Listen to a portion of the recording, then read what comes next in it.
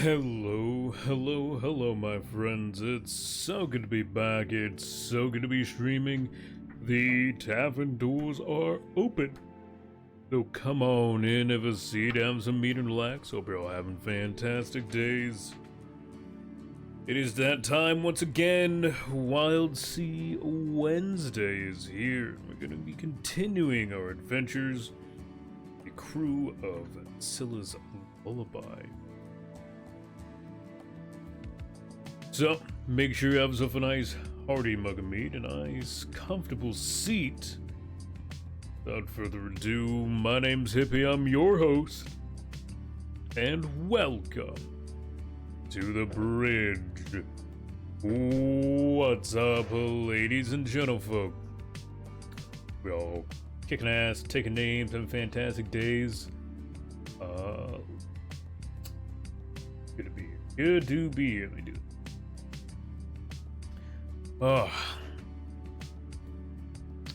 Just a little bit of Sutter Stream scuff, easy peasy, nothing to worry about. You know how it is. We love it. We love it.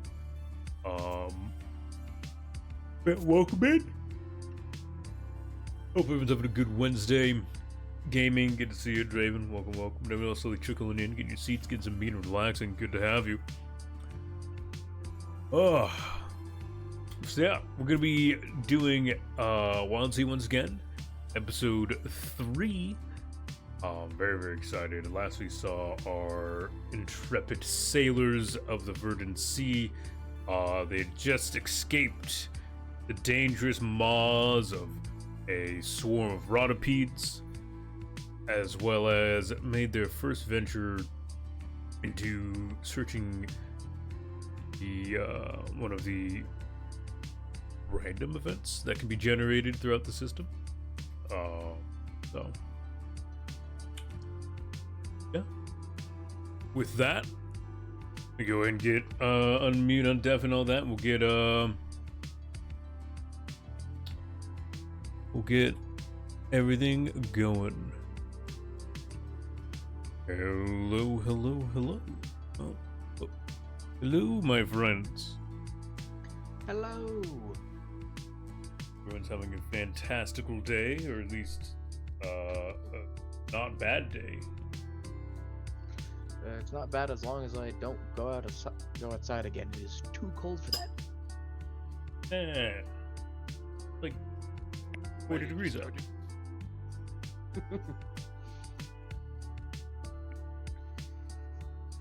I am chilly. You have chili. I was chilly.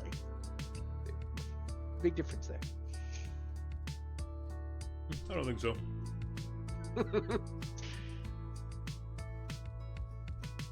All right. Well, you guys all ready and excited to sail face first into coming storms? As ready as I can be. I think Kat might still be getting her medicine. Okay. I am back. I'm ready for the storms, especially if the storms are like fun storms. What? They're gonna be like fun, right? Like a party? I mean, they certainly could be. Heck yeah. Fun storms. Yeah, it's gonna, rain confetti and... It's like a birthday party storm. Hooray! Hooray. Everybody loves birthday storms. Yeah. All right. Wait, I also need to do this for those who give a shit about music in their stuff. This, that, And the other things. go. Hooray. That down. There we go. All right.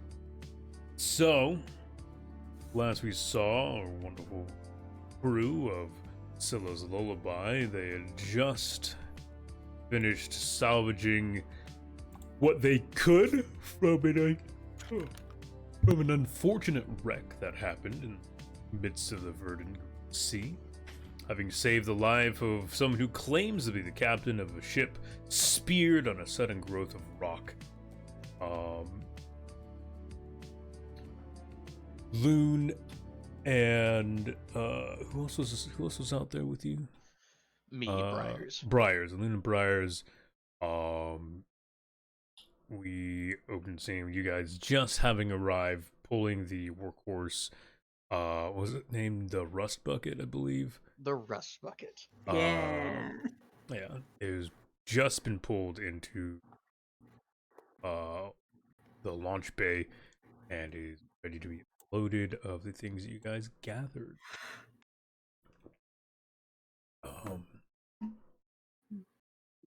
Little Pop, the man who lays on the floor in front of you, is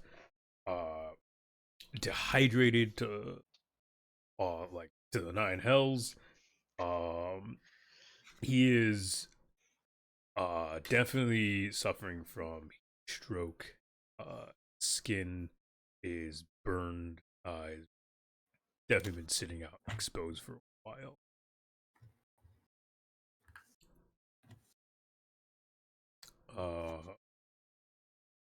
What do you guys want to do with them?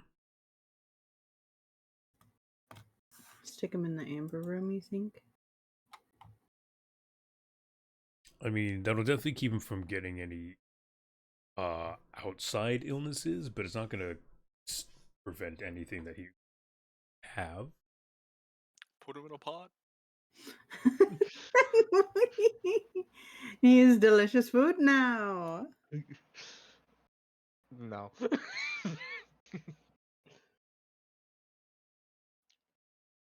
No one's human. It's not cannibalism. It's fine. So, what you guys doing with them?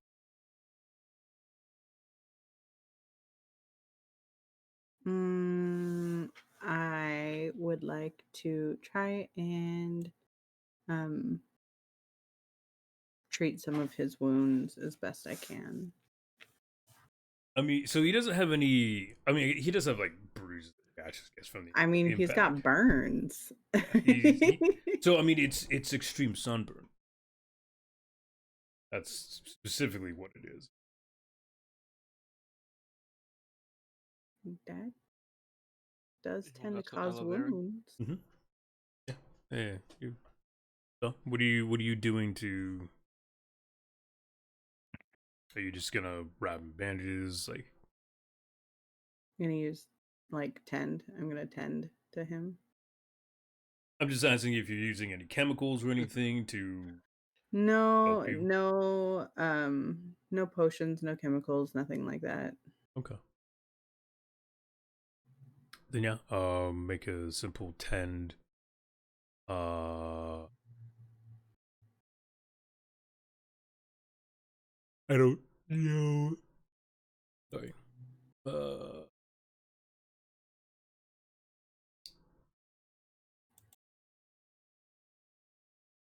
I mean, it kind of just tend.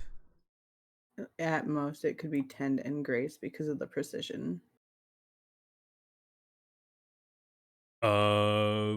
Fair. This isn't really precision wound tending, but yes, I will give it to you.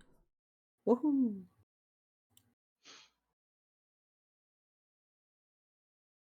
Three, 4. 3, 4 high. Mm-hmm. It's not the cleanest job. Without like chemicals to clean the wound, suture kits or anything to tend it. Best you can do is bandage what you can see and kind of wipe off some of the flaking skin and stuff from the sunburns. Delicious. He is not comfortable. He's definitely I wouldn't say he's suffering, but he's not comfortable. Yeah, extreme sunburns are not they're not fun. I think it would still be best to stick him in the amber room for the rest of the time, just so that he does not acquire any more um injury or illness while he is healing.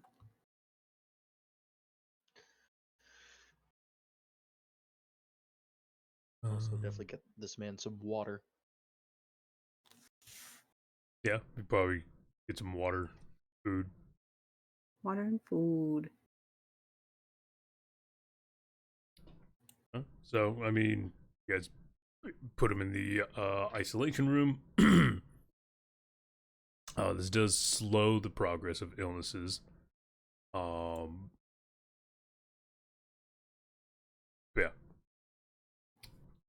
Anything else you guys want to do with him? Do you want to, or no?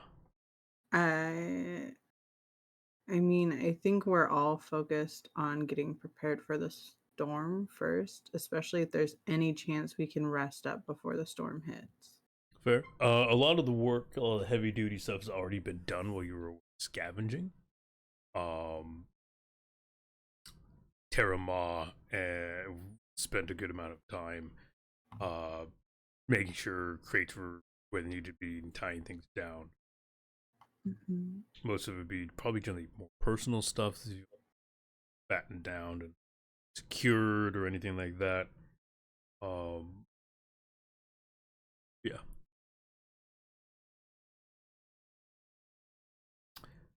So, Terama, what are you up to?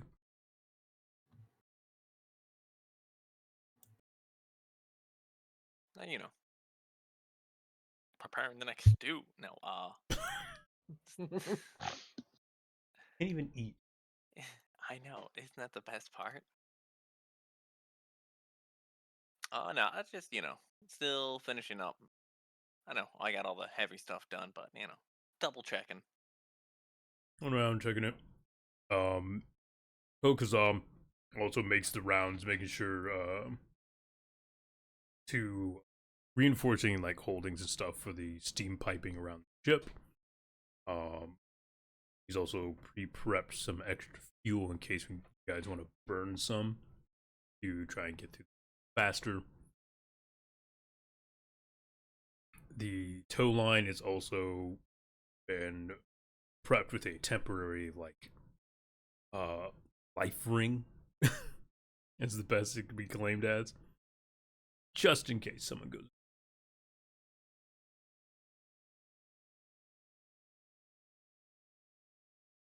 Yeah. Done with that. If there's nothing else anyone's doing, guess you're setting off.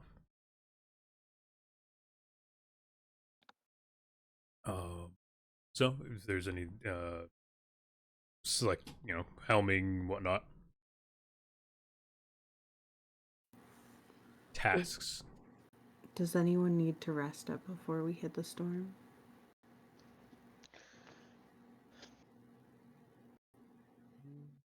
I technically have some cuts and bruises, but I'm fine. How are your marks looking? I got 2 marks, and that's it.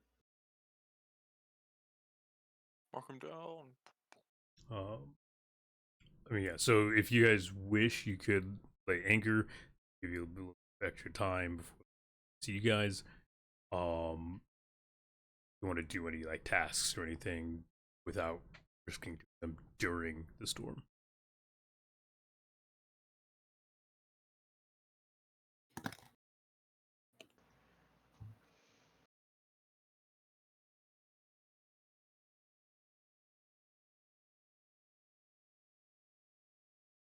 Then Set it up full speed into the storm. Punch right through it. Maybe not full steam ahead. Straight through it. So we're hearing that Terama is at helm and they are just putting it full speed ahead. yeah, Let's go. I guess. cool. Okay. Yeah, it's how die. Terama is not afraid of any storm. The storms are worse down below. Storms are afraid of Terramar. And Kokaza is definitely a little nervous because having worked in entirely a submersible, you don't deal with storms like this. Oh, great. Storm under the forest is not the same as above. You mean a party storm? A Kokaza. party storm. I mean, cells and storms are way worse, my guy. Storm of sap and beast. Which technically is wrong, but it is dealt with differently. You can stab a beast, you can't stab this guy. I've already told you that it can. You could try. We've gone over the tactic, my guy. Plug the engine right into me, spin up my drill, and I'm gonna launch myself like a rocket, pierce right through the storm clouds. Sure. And into low orbit. It'll be fine.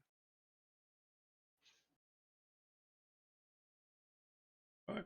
As you guys, I guess at this point I need who's at helm and Someone whatnot. needs to. Yeah.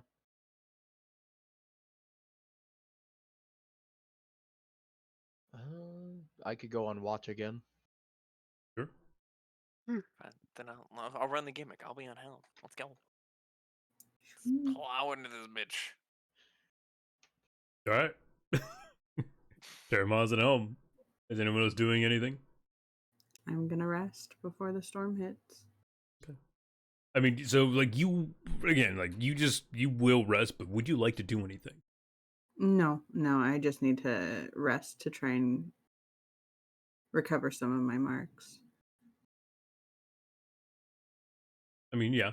You don't want to like do any of your tasks or anything? Like, do you have any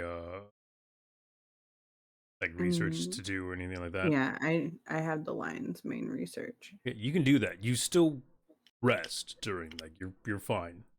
Hell yeah, let's do some of that. Yeah, because again, these are montages. It's just a blurring of time to get through events. So yes, you healing and like resting and sleeping is also part of you doing a thing. Hell yeah. Yeah, I'd like to do my lion's mane research and study. I have 2 marks in study. Or 2, yeah. Littlepot's gonna continue butchering the Ratipede. Just Yeah, you keep butchering the Rotipede, you're fine.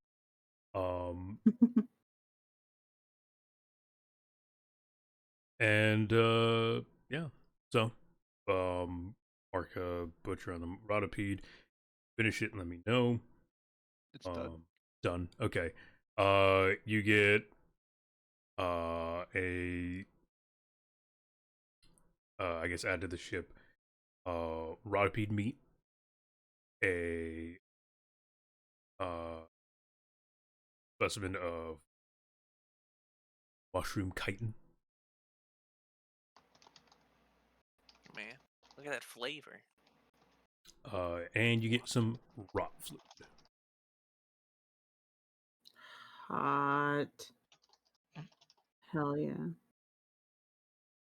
It smells pretty bad. Can I make more stink bombs? Different stink. This smells a little more like poop. Like lobsters and earth.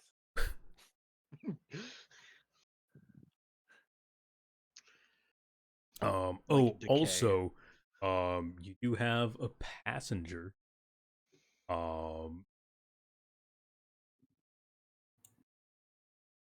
Captain Chome is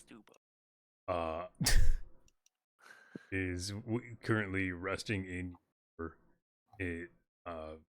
isolation room. Yeah, he's already marked on the ship. Chome without an E. Oh. There you go. Yeah. With that, Helm, what is the speed you're going to do? We'll just go steady ahead. Okay. So just cutting a path, regular speed. Yeah. As much as I'd like to just plow full speed, I don't know the rest of the crew will. I'm just out here studying leaves. It's bumpy as shit. Yep. All right. Who was on watch? I am Give me a watch. 5. Okay.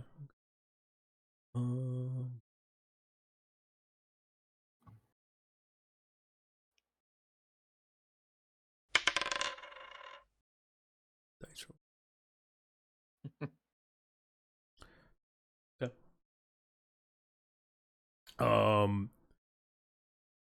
As you guys begin to forge ahead, well, got a path, I think is what I'd say. You notice the waves growing more and more restless as not only is the wind picking up, the storm coming in, the beginnings of sprinklings of rain starts to patter off of the ship. There is a steady migration of wildlife, both beneath and below the branches off the port side. You can a strange shimmering of blue white orbs. They give off a almost crackling lightning effect as they drift over the branches.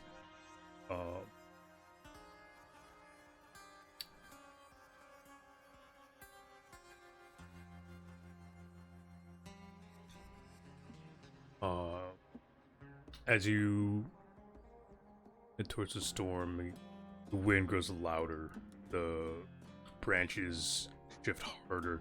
You can tell the tendrils that reach out from the front of your ship struggle just that bit as to properly grasp it and keep hold of each of its steps forward. At this point, the rain is heavy. Begins to pour down as the almost blackened clouds over your head blot out the sky.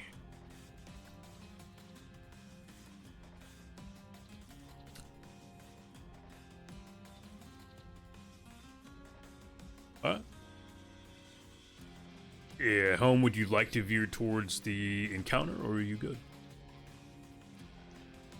What was the encounter?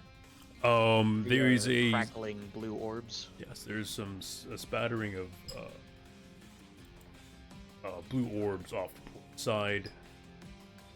Short distance, you're giving off some sort of electric current themselves. And emergency. Hell yeah, ball lightning. Yeah, I'm gonna pass on that considering shit's wet. These things are cracking electricity. Thunderstorm? That's fucking boring.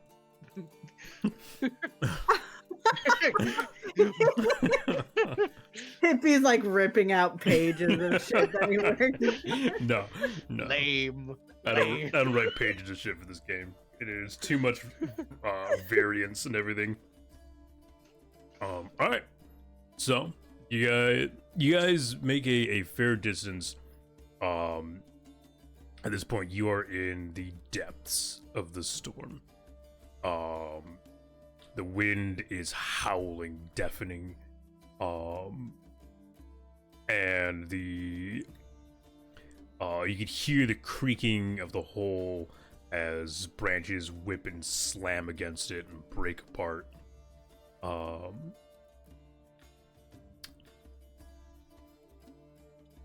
At this point,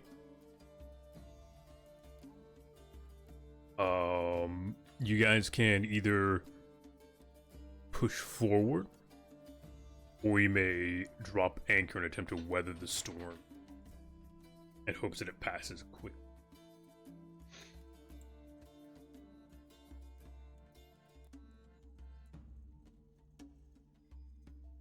What do you guys like to do? Well, I guess at this point, pick helm and tasks. Is it a change of crew? Yeah. Yeah, if you would like to, yeah. I don't know. Terramar, you liking helm? You having fun? I mean, I did it because, you know, everyone else was just, you know, not. I could keep going if you guys want. I've got also tasks of my own. I can be I vote completing. we I can drop be anchor. fighting. Drop anchor in the middle of the storm. Well, it's not like we can get close to land anywhere yet. Quote unquote land. I was like, we're close to land everywhere. We're I just- mean, you're not close to land, you're close to solid surfaces. It's land. I turn on my drill. I jump off. They hold on. I point it straight down, and we're at land. Not alive. It'll be fine. fine. I would like to finish my study if someone would like to take helm and watch. I'll watch. Okay. I will take helm and honestly, setting anchor might be the best option right now. I'm also setting a 2-mark track for Yes. Chom. Yes. Without continuous metal cohere, there is a chance Chom. Okay. Do you want to add that to the ship or just to like one of us? I have a track mark. Okay.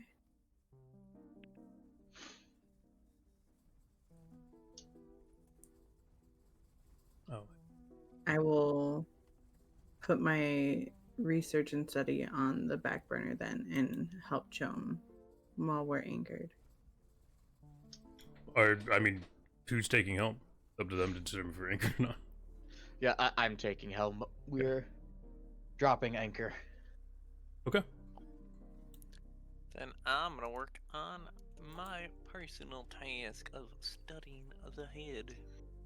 Also, while we drop anchor, it says the undercrew takes watch. So, Little Pot, you are free to still do stuff.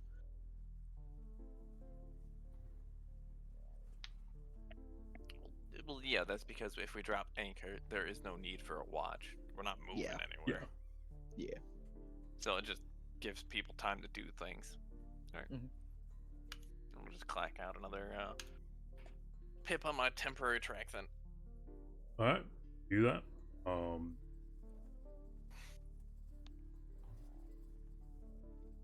Just Who's at helm? I am. The hell? Yes, he dropped anchor. And what was that little pot? Guess Little Pot would now instead just make a snack for the storm, for the crew. All right. I mean, so the ship is still shaking back and forth. It is still storm.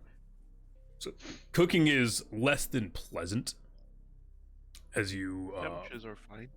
as you fight the waves to keep things within your pan and pots.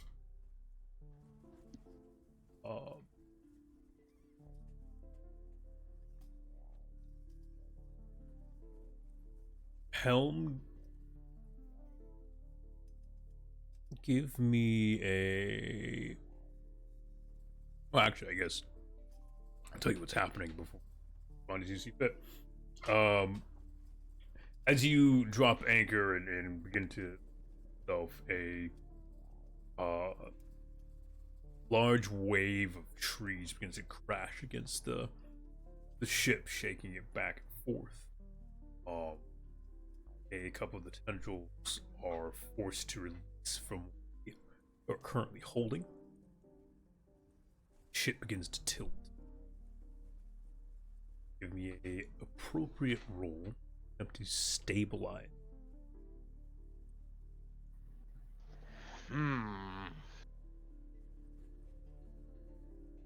That's tricky because I do not have much in the way of those rolls. Fair.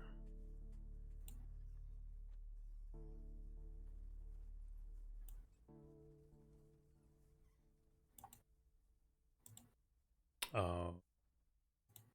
terms of edges, you'd probably use instinct. Yes, definitely, but that might be all I'm. Technically, it'd be like instinct embrace, maybe? And even then, that's still just one dice for instinct. Fair. Because I definitely don't want to break, hunt, vault, or wave walk. Yeah, So fair. let's see if we're lucky. Lucky enough. Okay. As the ship begins to tilt, you grab a hold of the helm and force it to try and steady and stabilize.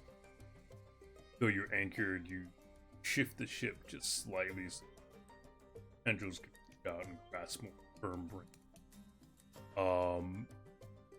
Though not without a little bit of shaking of the ship as if things crash around in the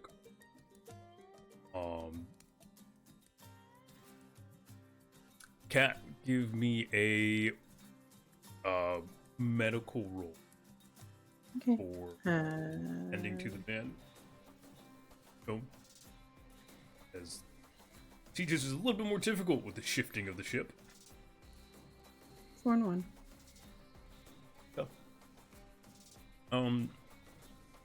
You don't make anything worse, that's for sure. It's still cumbersome doing things though. As you're knocked about trying to wrap bandages, get him to get on his side. You have to hold him down. It doesn't like roll off on occasions. All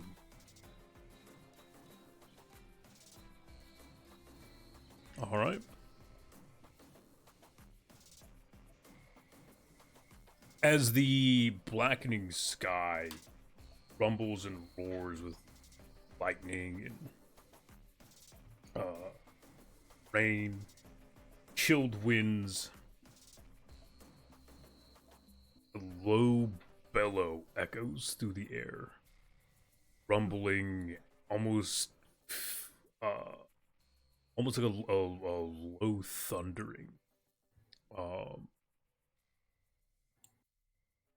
Followed by another and another. And another one.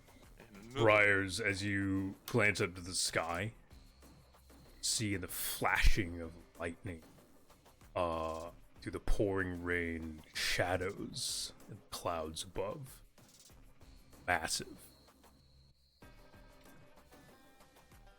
You've heard tales of creatures that herald storms, chase them, make them, or eat them.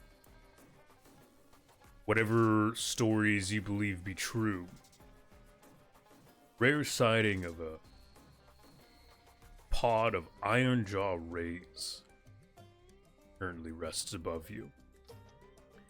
Large in stature, they float through storms like they swim through the ocean. One of them, just a flash of light, you could have sworn. Sighting of harpoons, spears, blades, pale white skin across the skies.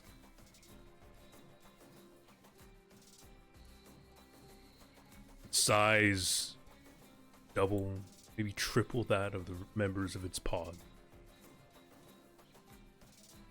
As it rumbles, the ship shakes. Each of you can hear and feel the vibrations in the air as it bellows out whatever cry towards its pod mates burst through the sky. You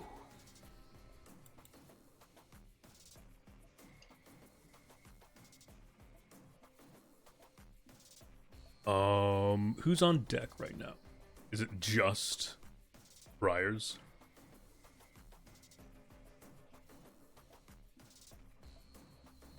I believe so, because I'm in the isolation room. Everyone's doing tasks and no one's like manning Yeah. things. Went to Unless knock out my paint. Kokaza is out and about, but I doubt it. No, Kogazawa is very busy in the engine room. Mm-hmm. Okay. Reliable as ever he is. Yeah, he is working away to make sure that nothing overblows the or floods the steam engine. Good job, Kokaza.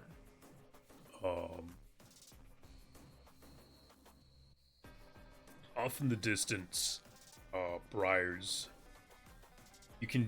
You barely can make the shape. The only thing that gives you an idea that there is a ship out there is a sudden blasting of flares into the sky. You don't have signaling.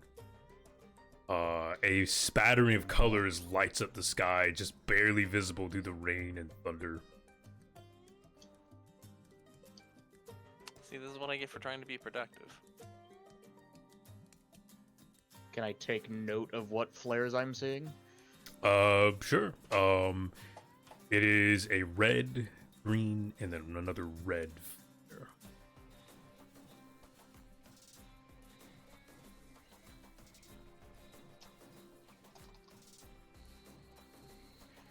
As he is definitely going to try to get someone up who knows signaling. There's two people on the ship that might understand signaling. Terama is the only one, unless Kokaza knows them. As the, yes. I mean, technically not for Kokaza. Just because you can literally hire undercrew for languages. Mm-hmm. I know.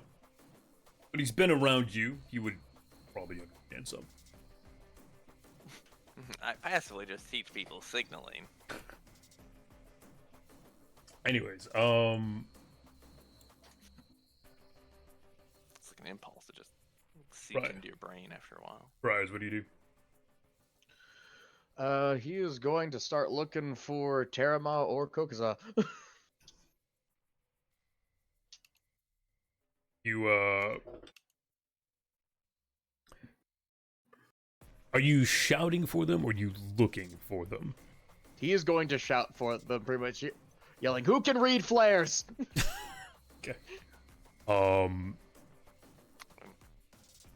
My task is more than complete as well. Yeah, as you're working away, studying the head of the beast, do you finish it? No. I'm that task was only test 2, so. Okay. I wanted to make sure to see if you got the whisper or not. No. You I have to hear get the whisper. you hear the shouting from above, just barely audible over the rain and wind. Sounds like Briars is shouting for someone who understands signaling. Call for flares. Potentially someone's in trouble. I'll poke my head up on deck. Literally through the deck. Just stand straight up underneath the deck. No. You make your way up to the decks. Yeah, I mean, someone's got to check out all the other noise as well. Yeah, the deck is a mess. Without anyone tending to the multitude of boxes and things tied down, some things have gotten loose, flopped about. Right now isn't the time to categorize what might have been lost to the storm, but What boxes do we have on deck anyways? I mean, we've stuff. I was like, we have Why a do- cargo. Yeah, we've got a cargo hold. What is this stuff doing on We got a here? cargo hold There could be and a stack fucking... of harpoons for the turret up top. Yeah, I mean miscellaneous things. Fair. Wow. I No can't- barrel number 4! That was my Yes. favorite barrel! I keep a messy ship and it makes me upset. I mean, it could be organized, just, you know. Right now it's messy because of the storm. But yeah, so would you like to give me a signals check? Because I know you're fluent in light signals, but you're not fluent in flares. Correct. Yeah. Smuttering because I know signals Mhm. is in lights. The flags I'll just say I don't know at all. To keep a good smuttering. I know lights. Maybe colors. I might be colorblind. We'll find out here in a second. I just need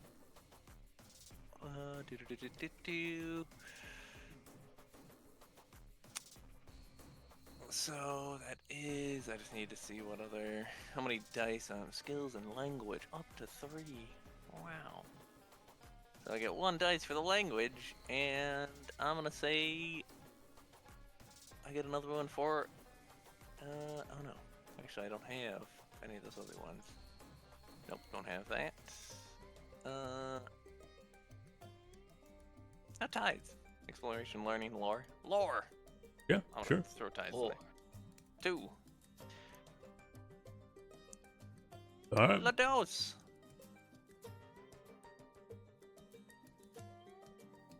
Nope, colorblind. You're not sure what the signals mean. So, a little rusty on those. I would have had to see him go up in what order. Mm-hmm. Yeah, as they slowly drift down and sink below the waves. So, Helm, it is your decision. Without knowledge of what the signals are for, you like to raise anchor forward, or are you going to leave whoever stands out there to their fate?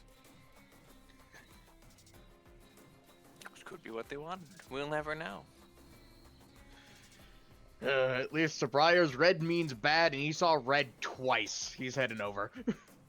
He tells Terramon to tell everyone else that he's gonna get us moving over to some flares. He's unsure what exactly the flares meant, but he at least if they are needing help, he wants to make sure that he can. Okay.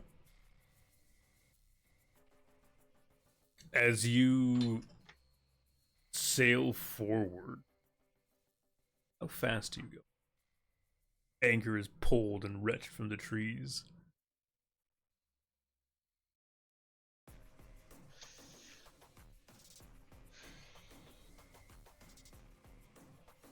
I am still going to cut a path just to make sure we don't hit anything.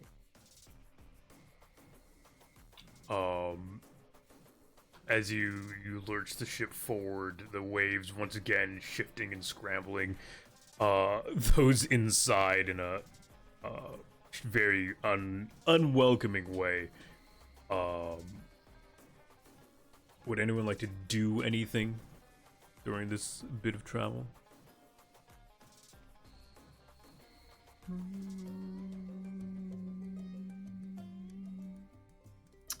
I will try and make another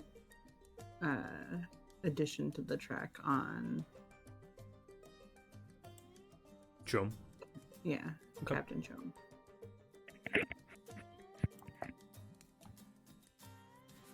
Give me another roll for it.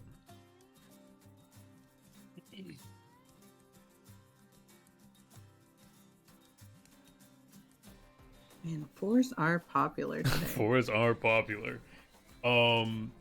We're just doing okay. It's there.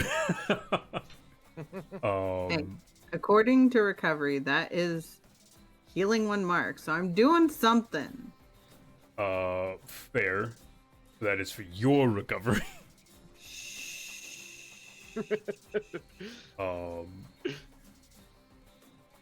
So he is, yeah. You do your best to just keep him comfortable, especially doing, without any medicine or chemicals to aid in such matters. Again, you're really just chaining a bandage here or there, you know, holding him down doesn't roll the bed or anything. Yeah, that does a lot. Yeah, no, I agree. And not falling off the bed in the middle of a fucking roiling storm sounds great. He groans and he's very uncomfortable. He's still alive. Hooray. I mean, technically, don't we? What? Yeah, we've got a bunch of emergency medics and all that. That comes. Oh, does it just apply come? That's randomly. right. Yeah. Well, especially, it wasn't being used. Yeah, I was like, that's just something that automatically comes with our shit. Well, like, it's not even a supply. We just have it. But distinctly, it was said that he was not using supplies. Just pour random chemicals on them. It'll be fine.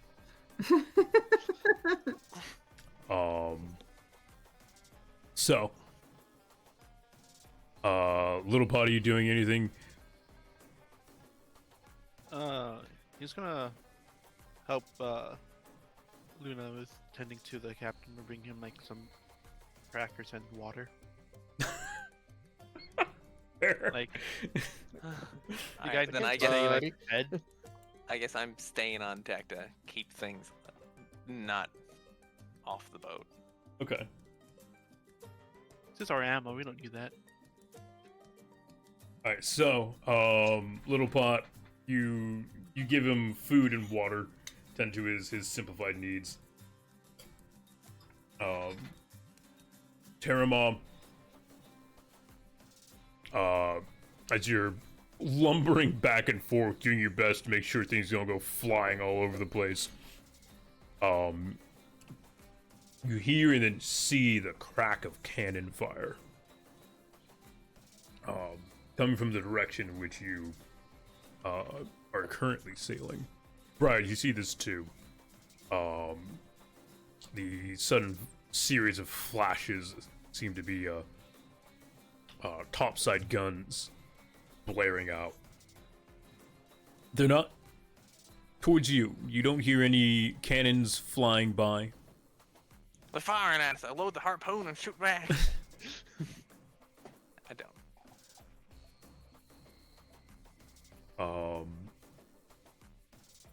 Following the cannon fire, the low rumbling, much louder and harder on the body this time, bellows through the air, like an earthquake shaking the skies itself. A crack of lightning reveals that the massive iron jaw ray that had been above just moments ago has come much lower. It's you can't tell if it's attacking the ship, but it's certainly above it. It is. If you gave a good jump, you might be able to touch it.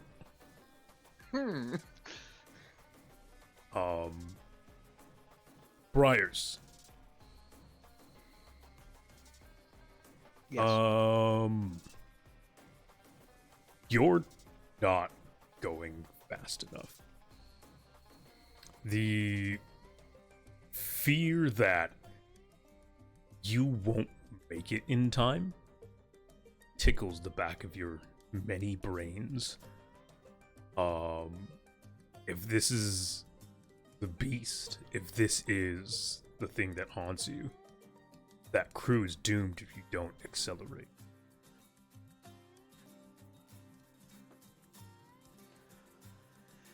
Yeah, we're forging ahead now. I was gonna say, at the risk of your own crew, would you like to forge ahead? Yeah, he's still gonna forge ahead. Okay.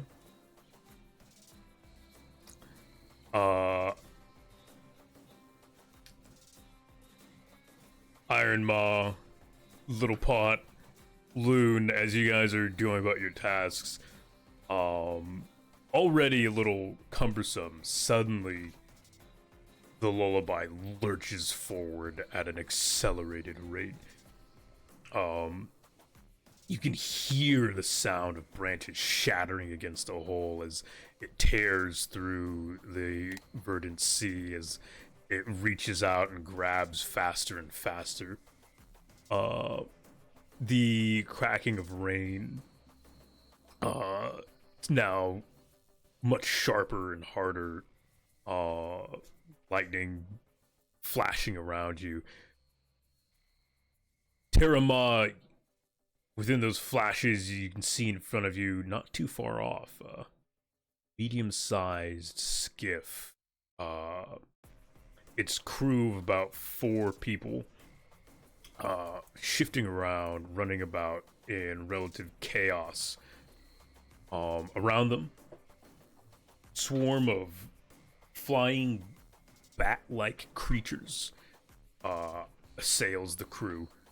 It seems that they had disturbed a nest of some creatures that now have caught the attention of something much larger, looking for a meal. Coming for a meal.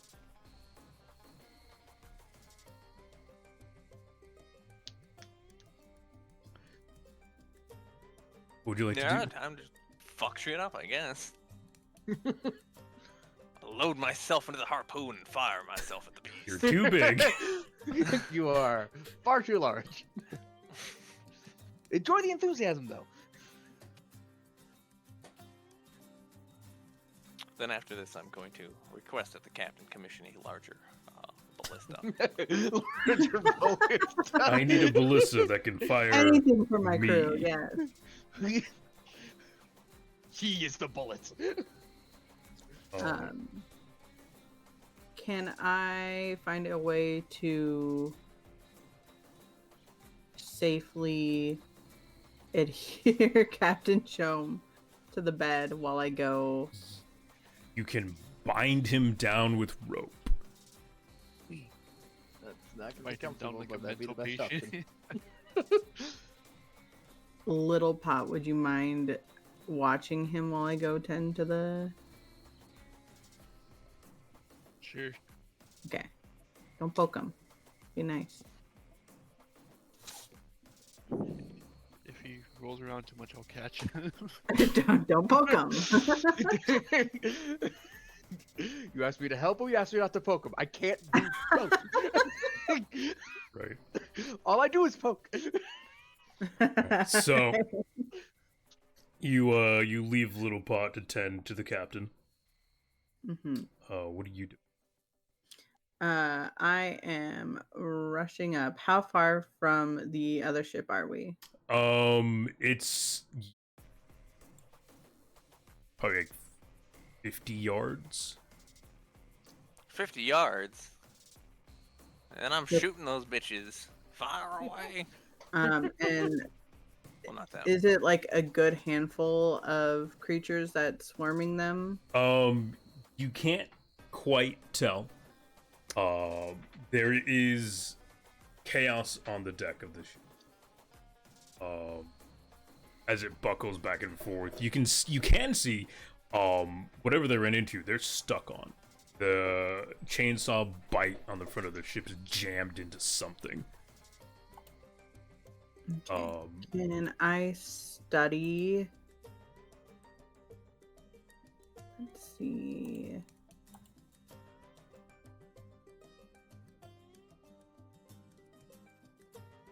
What would you like to?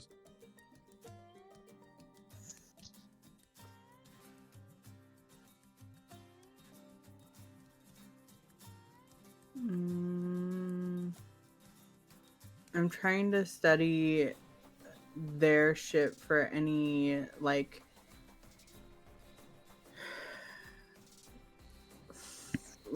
damage that they might have from their impact that could keep them from, like, if we dislodge them from whatever they're stuck on. It is currently impossible to tell. In the rain, the distance, and just the overall chaos of the waves, it is hard to see if there's any actual damage to the ship. You would need to either get much closer or board the ship.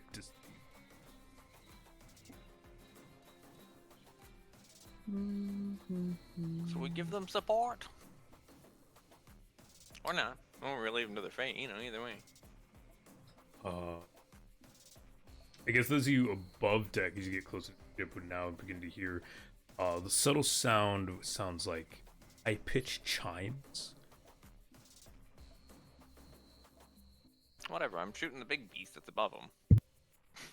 Okay. As you, yeah, so at this point, yeah, you mount the ballista.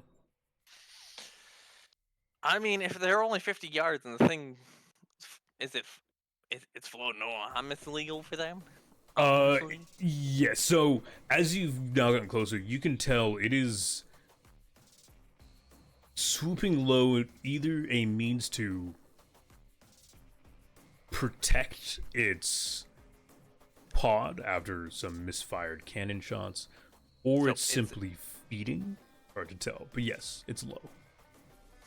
Does it look like it's eating the other flying things? It is, yes, it is. So it's just eating the little things. It is attempting to, but they are very close to that ship. Then I'll shoot the little things. Okay. Little things are quite small. Having heard the chimes, you might understand that these are chime star bats.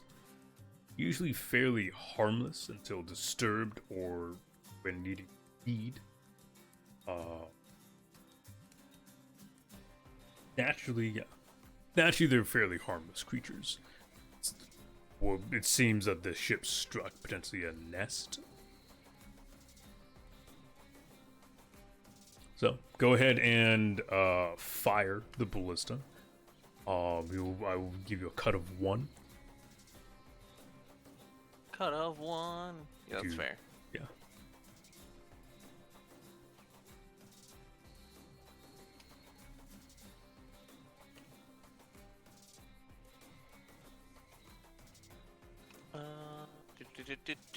So I'll just go with 3 then.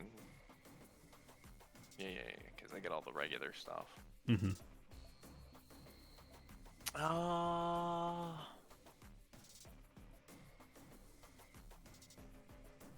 Actually, do we have any flares of our own?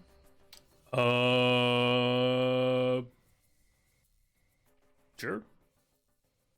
Say the rescue motif probably has this thing somewhere would make sense.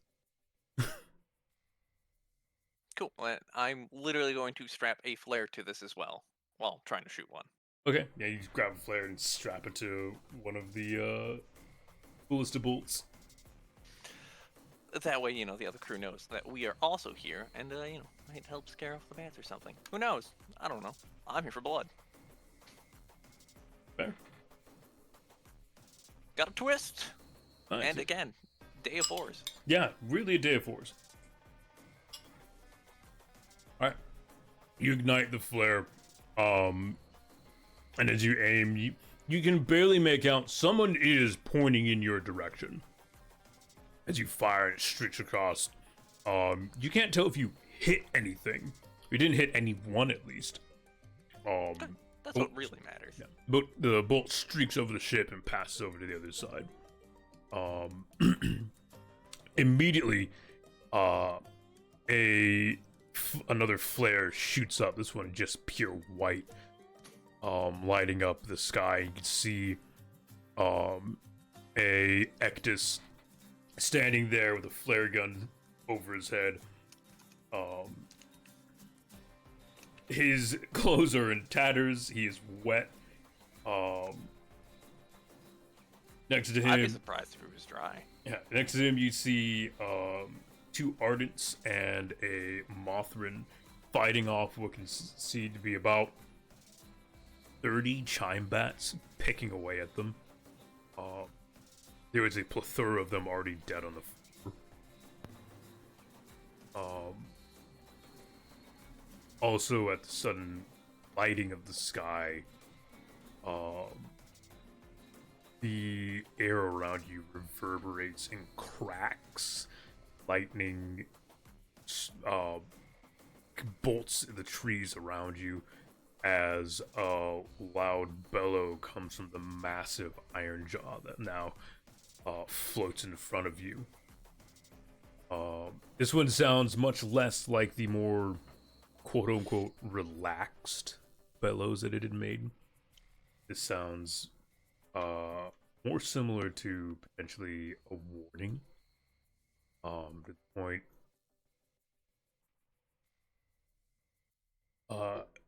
the noise is so loud it hurts. It physically hurts.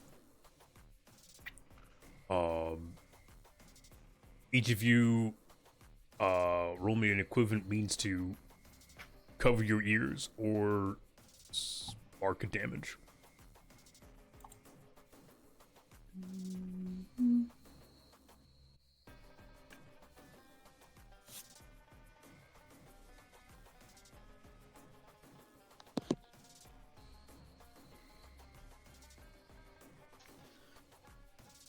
I don't think I can use instinct for this, can I?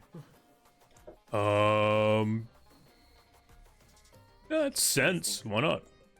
Intuit. Okay. It's also the third one is reaction, sense, intuition, and reaction. Yeah, the instinct 100% works. Okay, sweet.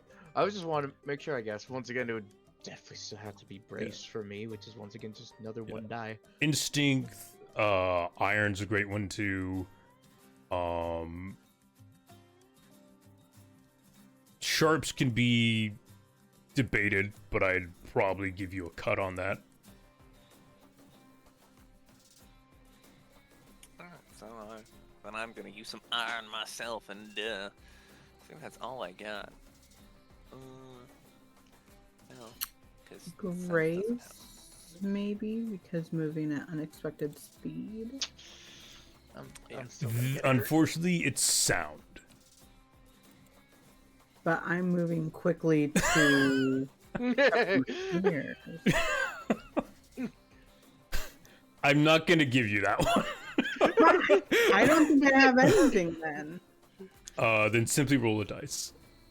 Then can I use sense because I'm aware of attention focused my way? I mean, yes, it's reacting to an unseen or unexpected attack. Boom! 3 dice. Let's go.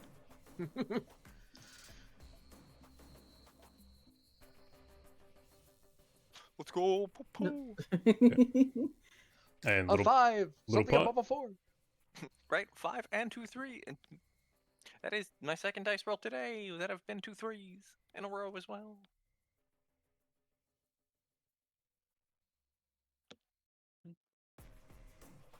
There's always a twist. Twist. What the twist? A twist. Little pot. What's up? Sorry. Roll. This is everybody. Oh, I thought you said everyone on the deck. No, I said everyone. Mm. It's a sonic Everybody. blast. It goes through the What did ship. I roll? Shit. So you're rolling to resist a blast of sound. Cover your ears. Let's see. You have. You can use instincts for that for sure, and then that's about all you got. That one is just 1 dice. So yeah. Yeah. Yeah, break, concoct, cook, harvest, wave walk. 4s are popular today. Wars are popular today.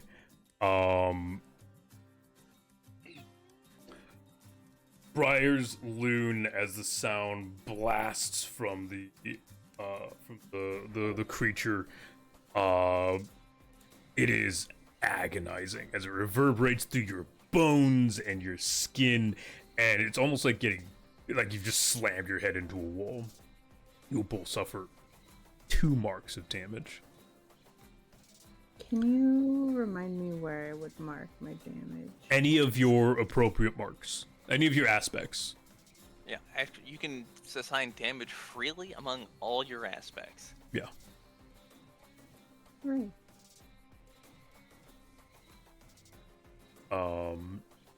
There's just a few of us that have almost empty aspects that just do nothing but take damage. Yeah, like Towering and Titanic. They're literally just extra health. Yeah. They it's describe basically- you as being bigger, but it's just a 5-track aspect of health. Yeah, Oh, they I don't did- do much by themselves. It's just kind of a health bar. But I you know, did rest that first day. Was I supposed to take off some of my marks? Yeah, 2.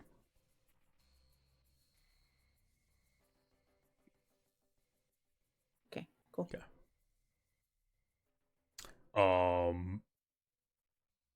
Alright, I guess at this point, focus is up. You guys have engaged, so. So, was there a tow line that we had put onto their We ship? do have the, Nope. we- not yet, but we do have a tow line to do that. Okay, I would like to try and take focus to get a tow line attached to the ship. Fair. The ship is not in position. It is not behind you. Where your tow line is. yeah, We makes need sense. to get closer.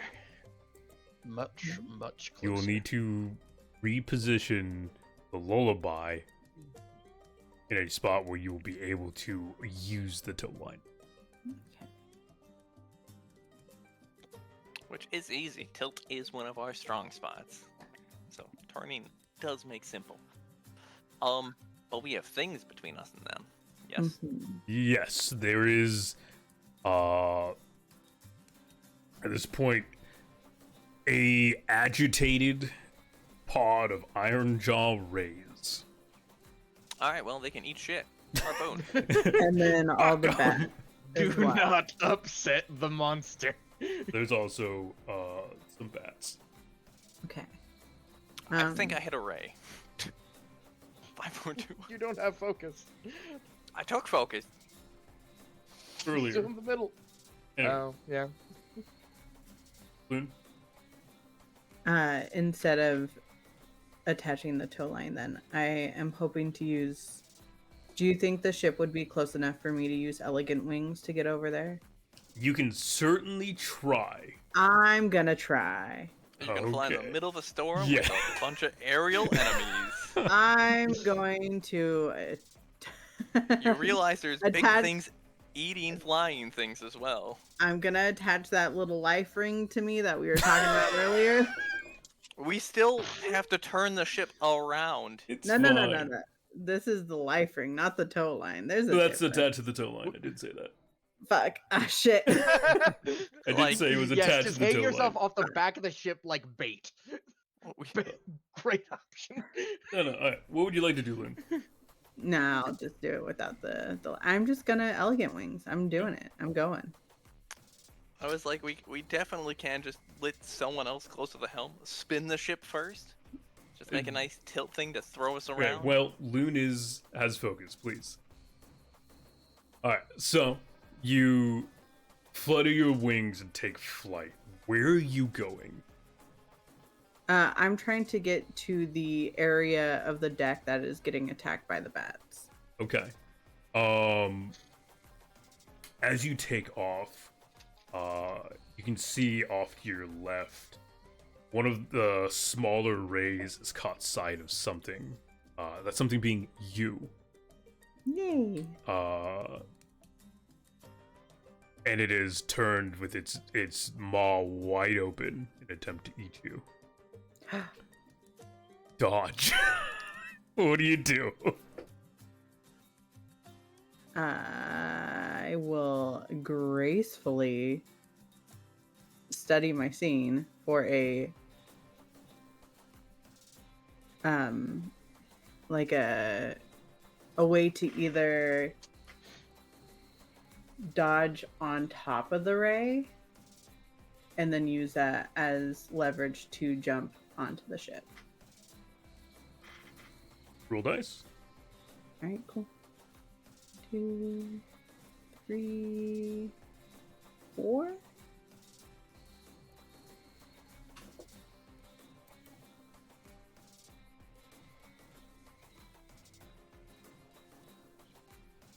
Yeah, double sixes, baby. Okay. Let's go. Um, Go. you leaping into the air, your wings fluttering as hard as it can in this heavy wind and heavy rain. You manage to push yourself just that little bit higher you need to avoid being swallowed. Instead, tumbling slightly across the back of the iron jaw, then leaping from it. As you roll, you can feel the heavy static coming from its body. As you leap off towards the other ship. Right, focus is up. I want to take focus, and I am going to, since I'm still at the helm, start repositioning the ship. Okay. The ship has a tilt of 3. Alright. Yes. Roll me 3 dice, and then if you have anything or variation of captaining. It does not look like that, but instinct or grace, possibly. I'd give you instinct with a cut. Which, I guess, actually, it's technically still better. That is true. You have additional dice to attempt to do good on. Yes. So, add 1 cut, roll 4 dice. Yes. Alright. So, still a 5. Good enough. Yes. As you turn the ship, as it lurches and sputters and almost whipping you guys around to the side as you try and position yourself to a point where the tow line could be attempted to be used. You can hear the creaking of the wood. Let me do this. You hear something burst. Oh no. Oh, Kokusa, please fix that, whatever it was.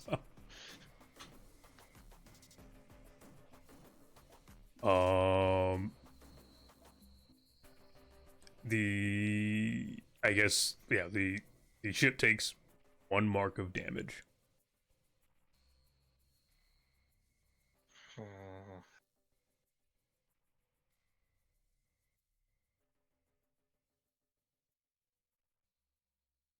Where would you like to mark it? Let's mark it on tilt, because anything else might be a little Okay. bad. I mean, stealth wouldn't be so bad. Not like we've been quiet. Stealth is an option. That is a thing. Okay, stealth would be the best thing then. Okay. You put it I on didn't know stealth. if... Yeah, let's put it on just stealth. Yeah, you can put it on anything. It's fine. I was trying to remember if bringing a rating down to 0 caused anything major. Well, as you finish the rotation, you're hearing the pop, and suddenly a billowing of smoke begins to seep from the wood planks beneath you. Something broke, and it's causing you to burn a bit more heavily on the steam engine. Until it finds repairs, you'll be leaking black smog as you travel. Okay. Alright, focus up.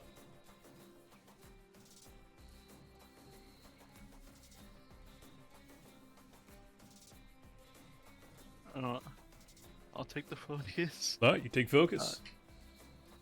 kind of like curiosity is getting to little pot, so he's gonna kind of strap the captain in and Tie him down with Excuse some me for a rope. moment. What's Yeah. going on out here?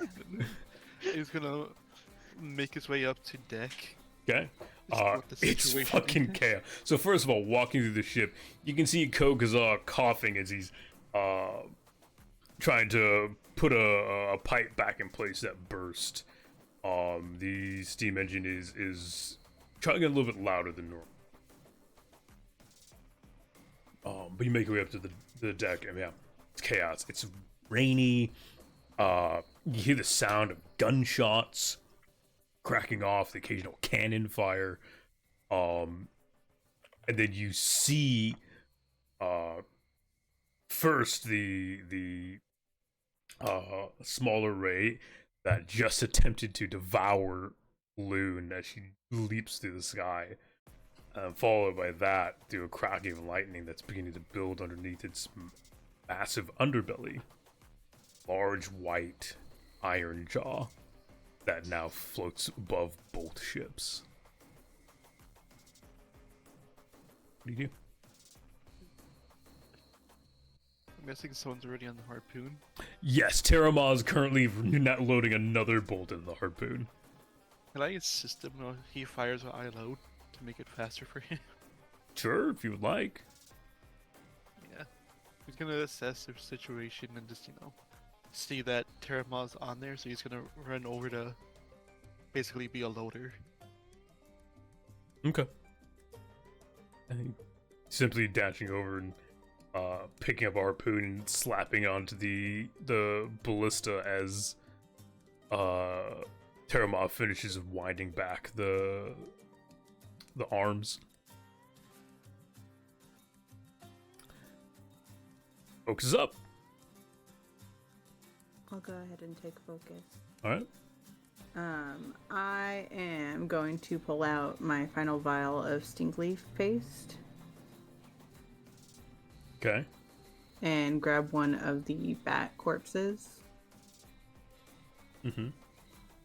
and pour some on the bat corpse and toss it off the ship and see if it draws the other bats away. I'm gonna give this to you. You would know that. You would probably assume that different life forms probably will react differently to it, and B, heavy rain tends to wash scent away quickly. Yeah.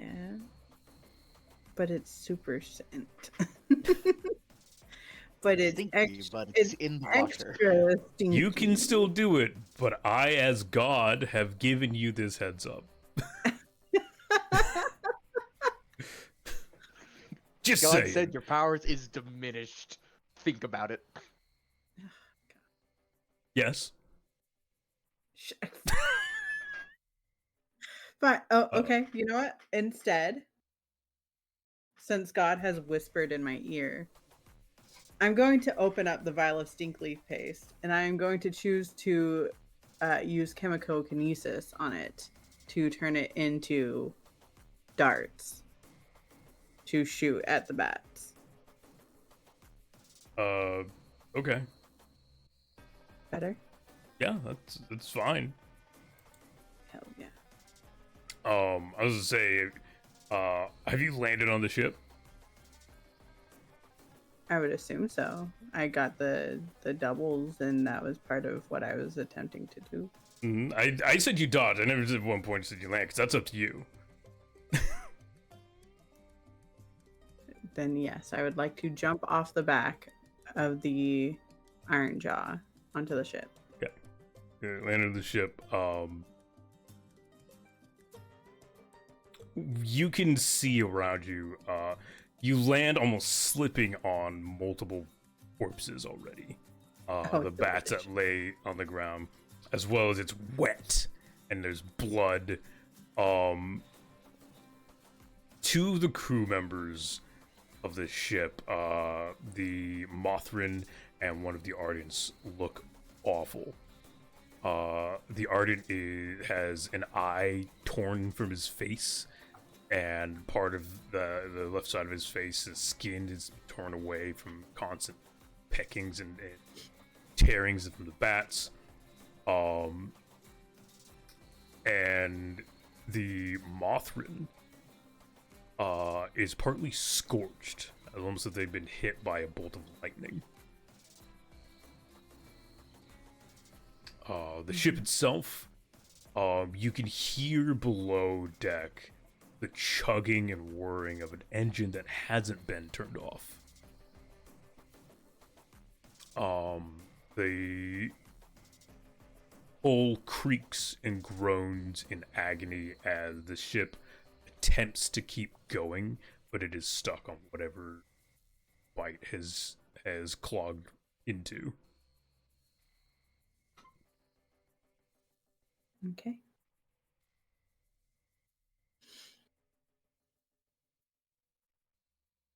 Can I use that chemical kinesis? Yeah. now? Okay. I am going to shout at the crew that's on the ship.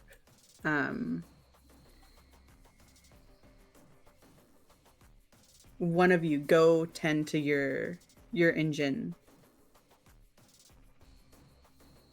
And I say that as sternly as possible. And then I turn the stinkleaf paste into darts and attempt to shoot it at the bats. Okay. It is a swarm of chime star bats. So give me a your attack roll +1. Ooh, that means I get 4 dice.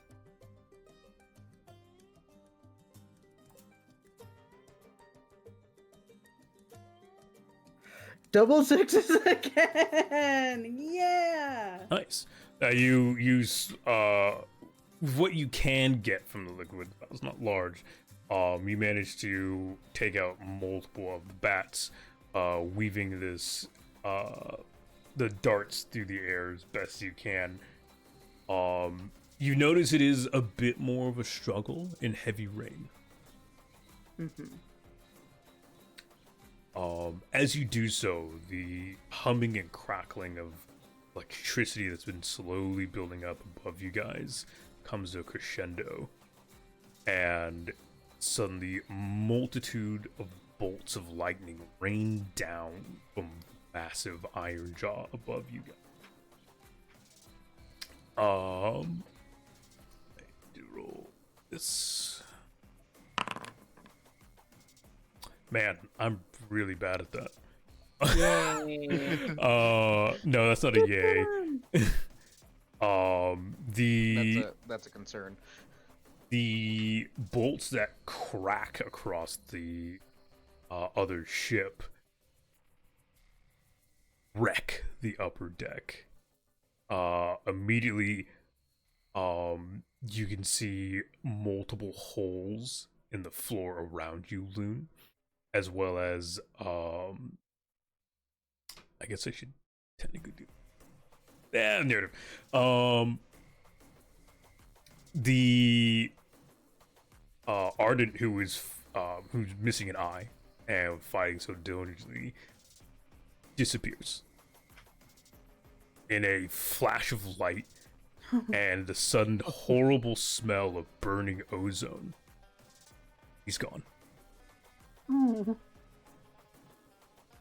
You hear the bellowing shout of the Ectus as he opens fire with his hand cannon once again, this time aiming up at the large creature. He bellows about giving back his friend.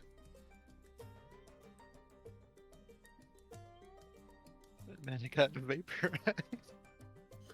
Focus is up. Come back.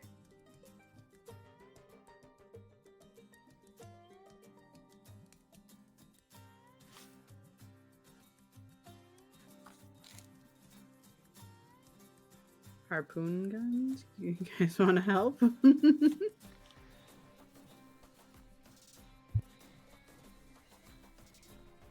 It's Focus. loaded. Someone else is gunning.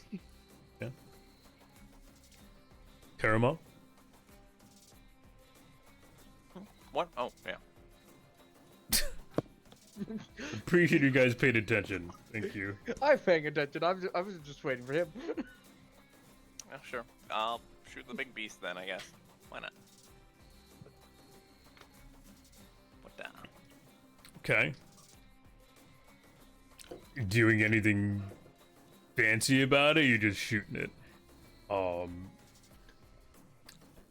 You can tell the well, you can't. So you can see a multitude of protrusions from underneath the jaw. A series of long yellow crystally growths come from each of the iron jaws. The large white one, even more massive in nature, some of them coming to an almost bluish point. And that form kind of like a beard of crystal and lightning. Outside of that, it's extremely long body, slithered through the sky like almost in an eel-like manner.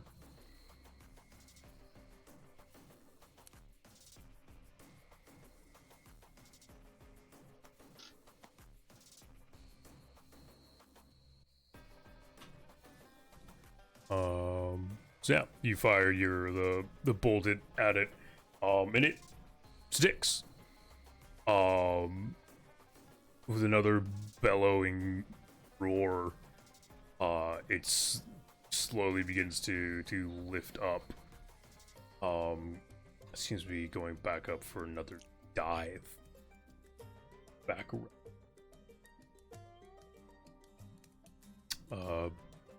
Focuses up. How well would one be able to shout over to the other ship? Like, how well would the voice carry over? I mean, there's a cacophony of noise, but you can certainly give it a go.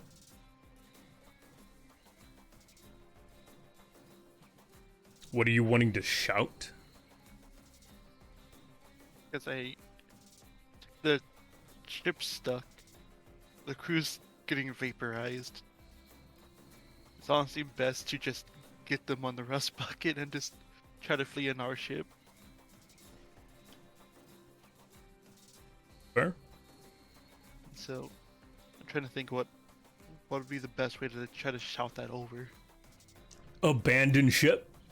Definitely. Also, I need to do something for a split second. I will be right back. Okay. I'll be at the end of quote unquote initiative focus, whatever you want to call it. Okay. I guess the little mall. Little mall. He's gonna shout, like abandoned ship. Like he's gonna repeat that as he goes back down to try to get to the rust bucket to hopefully get it up against the bottom, as close to the other ship as possible. You bellow out, hoping that they heard you. You run down to the underbelly of Scylla's lullaby and load yourself in the rust bucket. Opening the rear doors, immediately the winds and the waves cracking and crashing against the ship.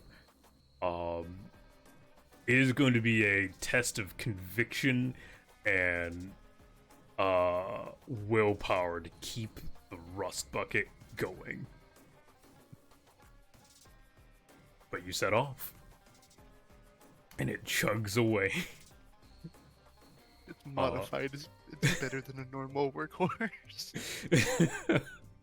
You're right. It's a rust bucket. Yep. What is this thing stuff again? Yeah.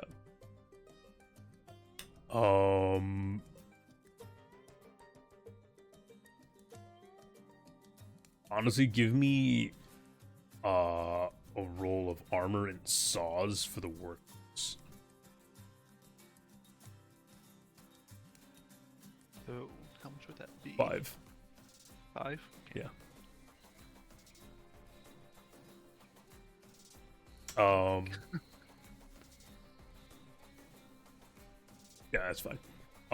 Yeah, you pull off and it holds steady as best as you want to say steady is. As what is the bite in this? Just saws, I assume. Yeah. The chainsaws. As it catches on branches, begins to lurch forward. It's the show above you is wild. The crackling of lightning, the flashing of cannons in shot. It's, if it wasn't at the cost of the lives of other people, this would be one of the most glorious light shows you've seen in a long time. Alright, focus is up. Terramon, you definitely heard Little Pot. Jesus, we'll get there. We'll get back to his name. I'm back and I heard that. I'm Very really funny. loving all of these ship names between the two, though. You definitely heard Little Pot yell abandoned ship to the other crew. You have no idea if that crew heard them.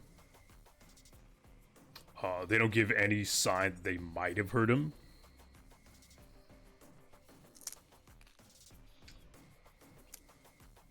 But yeah, focus up. Well, since I am back, I'm just gonna run to the rust bucket. Oh, it's gone. Oh, it's already gone. Yeah, Little Pot just took it out. Lovely. Jump off the deck and land on it. A little, Actually, that is a solid question. Can I vault from the side of the ship over, or at least onto, or is it that too far? I mean, it's. Look, man, I I claim that it's a reaction it's to a little Pot much. taking it off. yeah, I mean, I didn't say like you can't react. You can give it a go. I'm not gonna say absolutely not. You can give it a Okay, go, well. but it is a fucking. It It's is a long venture. shot, so I am. Briar's just going to stay onto the hull. He is just going to, I guess. Is there anything that he can find to do right now to prep? Not really. You're a bunch of spiders. I can I put mean- you on one of the shots and launch you over. Do not shoot just my hand, just so I can try to I don't even have old hand. I can't even do that. I ain't just talking about your hand. I'm talking about you. All of you. Well, Shoot no. them over what, piece by piece. Bryce, you did hear, as I was saying, you did hear Little Pot shout to the other crew to abandon ship. There is no recognition that they heard him. Terramar, you know signaling. How do we signal for them to get off? I think they're a little too distracted for that. Bright lights gets everything's attentions.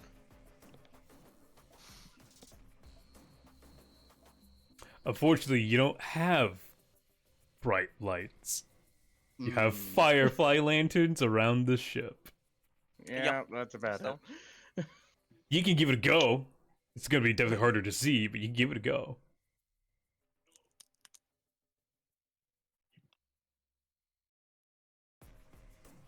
Would you like to attempt to signal to the other crew? That's A kind of dim- the best option, honestly. Try to signal a dim light among a thunderstorm. It is something. It's right now the best Bryce can do. All right. He can't punch a storm. Give me a Not that signaling. attitude. Give me a signaling test +1.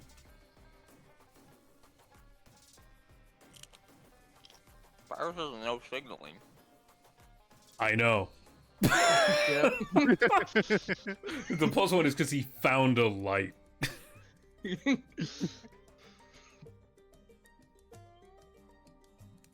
Yeah, and you can't really back me up on this since you're on the gun.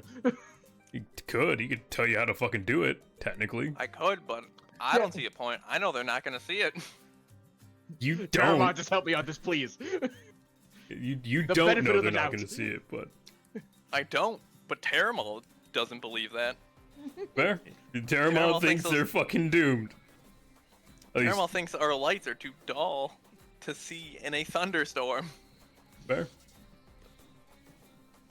Especially if people are like falling apart over there. Like, yeah. Not really falling apart when it's getting vaporized. What's the difference? Vaporization is falling apart at a Yeah. molecular Well, level. he's still gonna roll and do it. A 6! Well, damn. He fucking There you go. done did it. You I did it right. Now do they see it? you have no idea if you did the signaling right. You've tap it on the never lamp. done signals. I have seen it done before, and he's hoping that he remembers it correctly. Maybe once. Yeah, so you signal away and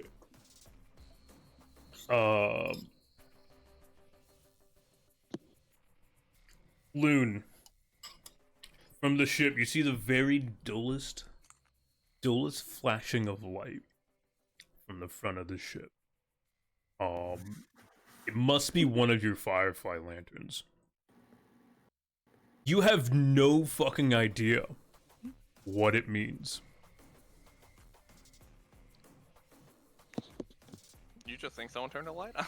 But the Mothran, who at this point is almost collapsed from the tears and the burns, and the exhausting fighting, looks to Scylla's lullaby and yells, "Abandon ship!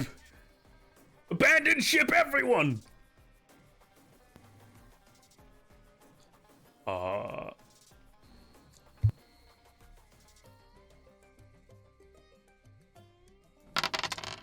Man, I'm really bad at this. Oh no! As he shouts that, another raking of lightning streaks across this vessel. And in another sudden flash, this one much more red than the previous one, as the Ectus loading his cannon is struck by lightning. Oh no! And his chem fuel erupts. Oh, okay, shit. And in another flash of light, he's gone. Everyone. At this point, the chem fuel that remained that didn't immediately burn up spills across the top of the ship and catches fire.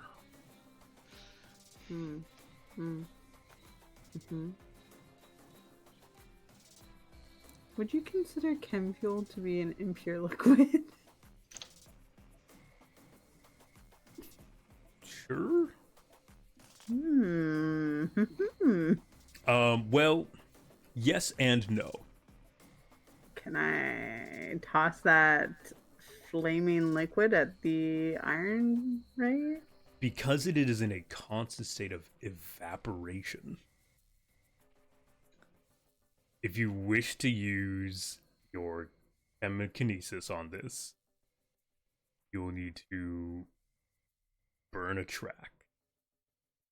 Mark it. Ooh, I can do that. Any track? No, the On the chemokinesis. Fuck. You'll I need to don't wanna burn do that. one path of that. I don't want to do that.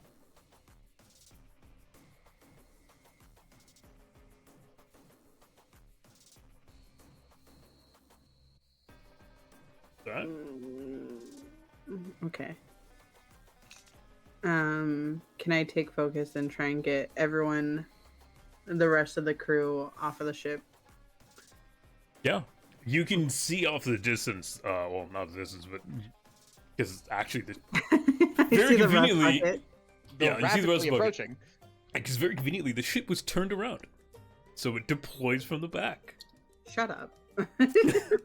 Uh, Rapid speed. Go, the rust bucket, God is mocking me. the rust bucket peels from the back of the ship, and is veering toward you. You can see Little Pot doing their best to keep control of the little craft in this storm.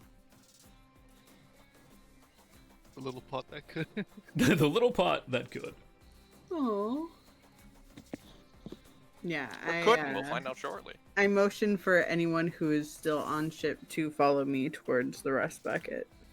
The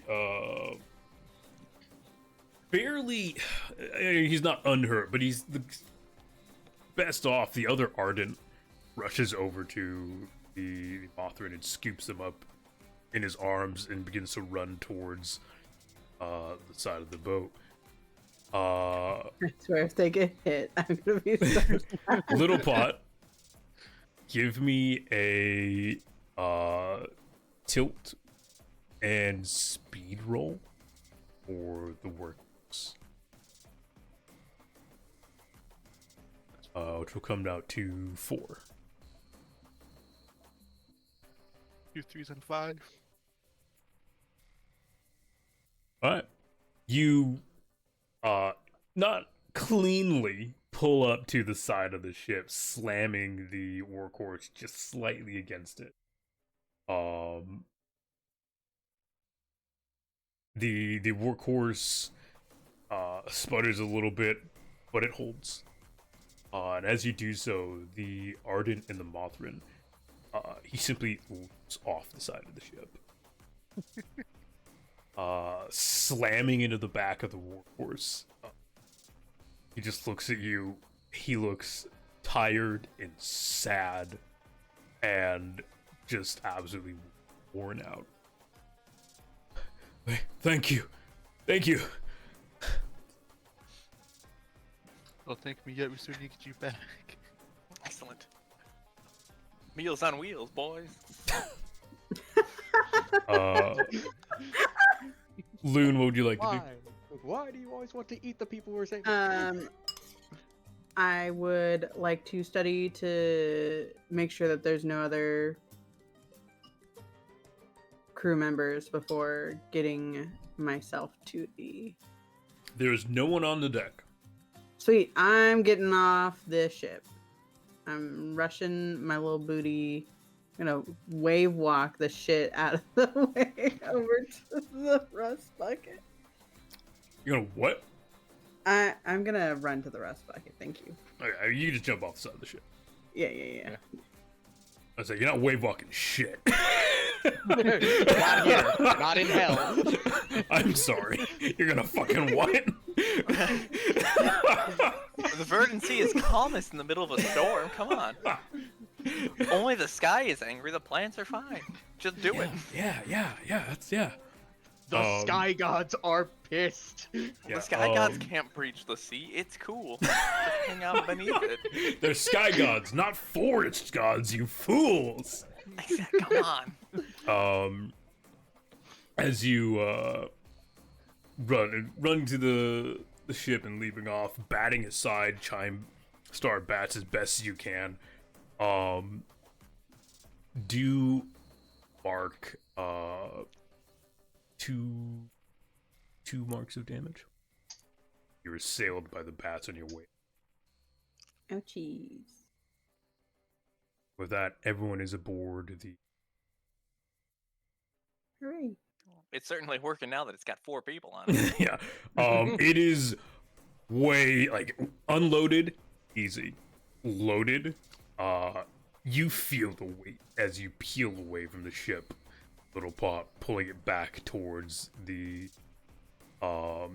Scylla's lullaby. Oak is up.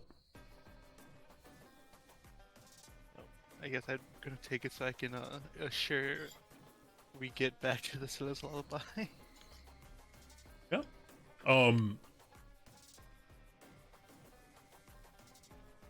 Give me a similar roll, but give me a cut of 1. Because you have weight. Because you go, wait. They thick use back a there. workhorse or well, Workhorse. that was what 4. arm. 4 with a cut of 1.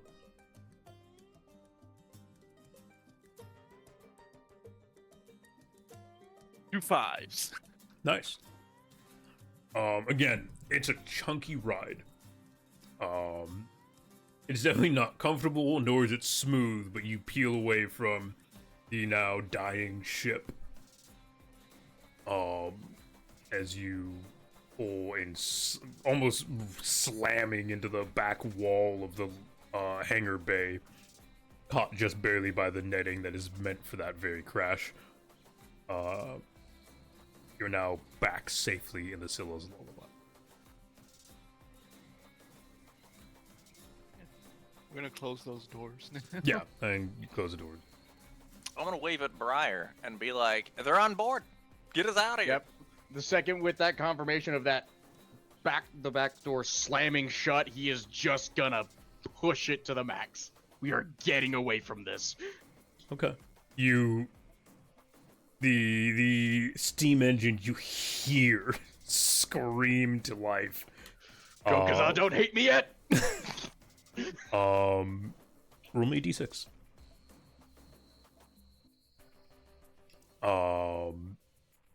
As you begin to pull away from the Jesus Christ. It's fine. That's why we got all the extra armor for it. I break things. I don't work things. Yeah, the ship takes one more point of damage. Apply it wherever you guys want to. As the tentacles reach and pull as quickly and as hard as they can, pulling away from the now sinking and burning ship.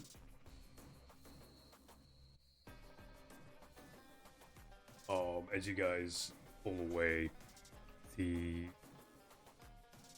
can see the cacophony of lightning breaks and shatters, rips apart the remnants of the ship.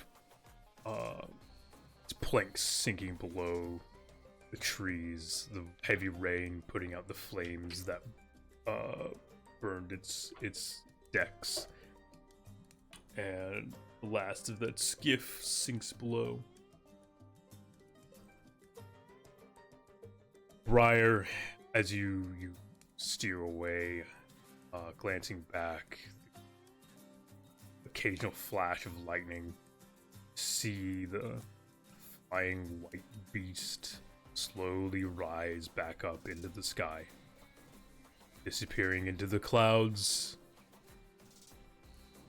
Way.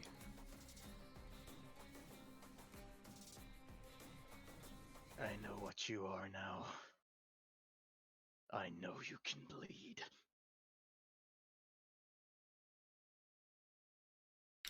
And yeah, you guys sailing pretty heartily, and very noticeably as you're sailing away, you can see the storm pulling back and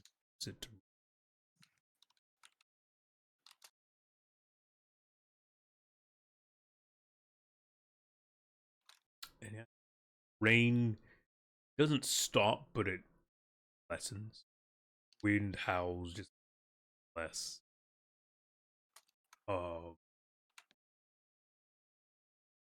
Below the deck, Kokazar puffs and puffs as he slouches back against one of the walls, exhausted, tired, doing his best to maintain the steam engine.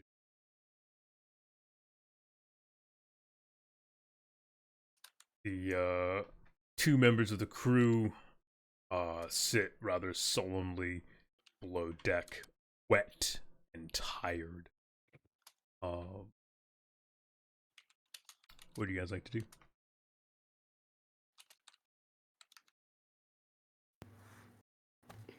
Can I take helm?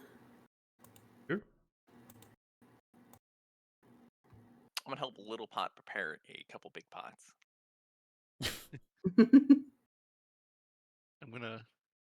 Little Pot's just gonna make like some warm soup for them. Well, they are the soup, Little Pot. They are not the soup. Stop trying to eat They are people. not the soup. Gonna bring them some towels and then get started on some warm soup for them. You don't have towels. We have swaths of cloth. Same difference. Yeah, so you cover them and then do your best to dry and get them warm. Same goes for honestly each one of you outside of probably Terama.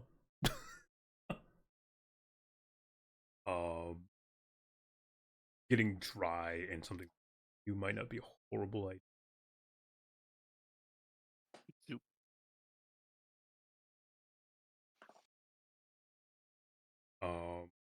Anyone else wanting to do anything before? Is anyone taking watch? Yeah, I can cover watch. Okay, Terama, go. Yeah, Briars is going to dry off. Someone needs to go check on Captain Chom. Yeah, I think Briars is gonna do that.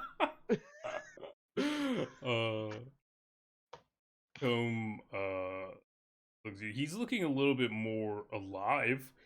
He's still Hooray! burnt. He's still not comfortable, and he looks at you. He's saying, "Could you please unbind me?" Yes, sorry about that. Feel free to use some of those meds while you're at it. Just tighten the binds. I'm not tightening the binds. Everything decided to get far more chaotic than anyone ever planned to as I'm untying him. Also, I'm just going to make an assumption that because of how chaotic things were, no one even told you where we're going. I haven't been very cognitive until just now, anyways, so I doubt I would have Okay, understood. Okay, good. So there was nothing lost there. So you can call me Briars. We're heading to the Glitter Crest. You're on the Scylla's Lullaby. That's good to know. Do you have food? Something more than crackers? Oh, don't worry, our Char is cooking up something. A little ardent snack for you. Yeah. He nods and kind of closes his eyes, laying back. I know. We just had to pick up at least 2 more passengers. You heard the storm above. Hopefully everyone made it out okay. I have no confirmation on that. All I know is that we at least have 2 more on board. Could have been 4.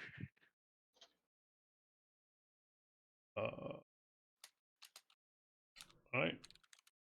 Anyone else doing anything? Yes. Helm, what is your speed? I would like to. Peel ahead so we get into combat, boy. I'm gonna use Born to Sail, and I am going to go full speed. I'm gonna forge ahead. Okay. The hell What's is Born to- Born to Sail again? Born to Sail, you always know true north. You ignore cut on movement related actions caused by adversities and damage to our ship.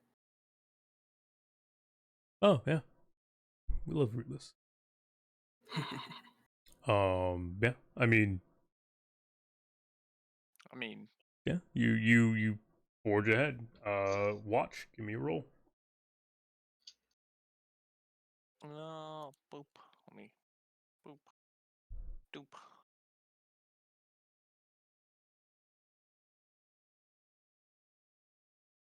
There you go. See?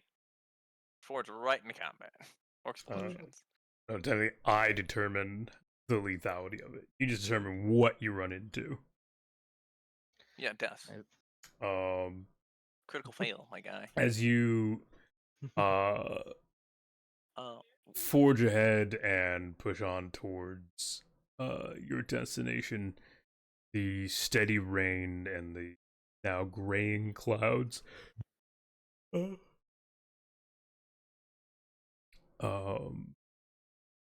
leave a rather solemn view of the horizon, the waves crashing back and forth.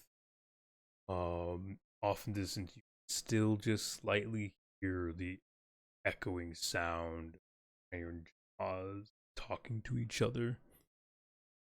But there's nothing out there. Nothing disturbs your venture. Nothing carries your path. Oh, yeah. It is a quiet day of sailing. And as it comes to an end and a relative, the sun begins to rise the next day. Off in the distance, you can see pillars of steam and fumes. A large swath of the verdant sea turned to mulch and chopped to pieces, slowly beginning to regrow. But it is the obvious and inevitable wake of the glitter crest. Prepare to engage. Do not fight the hunting ship made of hunting ships. As you guys pull further forward, a multitude of flares come up from the glitter crest. In a green blue pattern. And then following by, see a series of spotlights turned on the left side of the massive group of, I guess it's a bound fleet. Actually, I guess since Terama, you're on watch, you can see they are signaling for you to pull up on the left side. I wave to Briar. Go to the port side. Briar's is not up there right now. It is Or whoever. Loon. Aren't you on helm? Loon's on helm. No, Whatever. on helm. Loon's on helm. You're the same character. You're both insects. Arachnid. True, actually not an insect. Anyways, Both insects. Both edible. Loon, you're informed to pull up to onto the left side of the glitter crest. All right, I head towards the port. The port side. The port. Port on the port. You can see the decks of multiple ships are very active, very busy. One of the rear ships you can see pulling up a medium-sized creature. Its chitin pierced with a multitude of harpoons. I pierce with another. Its mandibles split into a long, imagine a crocodile, but it's got 2 extra mandibles. Same amount of teeth per mandible. It's per jaw, whatever. As it pulls up one and then another from the rear ship. You're hooping and hollering come from. As you pull up to the side of the glitter crest, see crews of the 2 ships on this side holding ropes and tethers, motioning you, "Get closer! We're going to tie you on!" I harpoon him.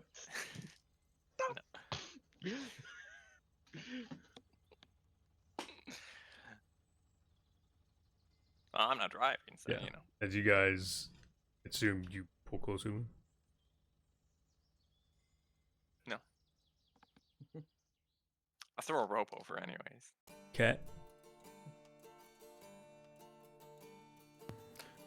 Sorry, didn't realize that I was still muted. Oh, yeah.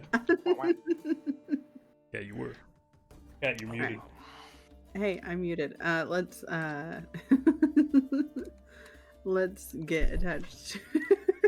I lost it. Let's get attached to the pier. Is there someone who we need to check in? So it's not a pier. You're tying off to 2 other ships. That's Yeah, Briars is going to head up topside. I'm going to be your closest to a translator for most of these people. A large man, probably 8 feet tall, darker skin. He's got a series of furs along his, across his shoulder and down his back. Heaves over a anchoring hook and pulling it taut so that you guys begin slowly shift and drift into proper positioning. You could hear the sound of multiple chimes and crew yelling to other ships, notifying proper speed changes so that everything goes according.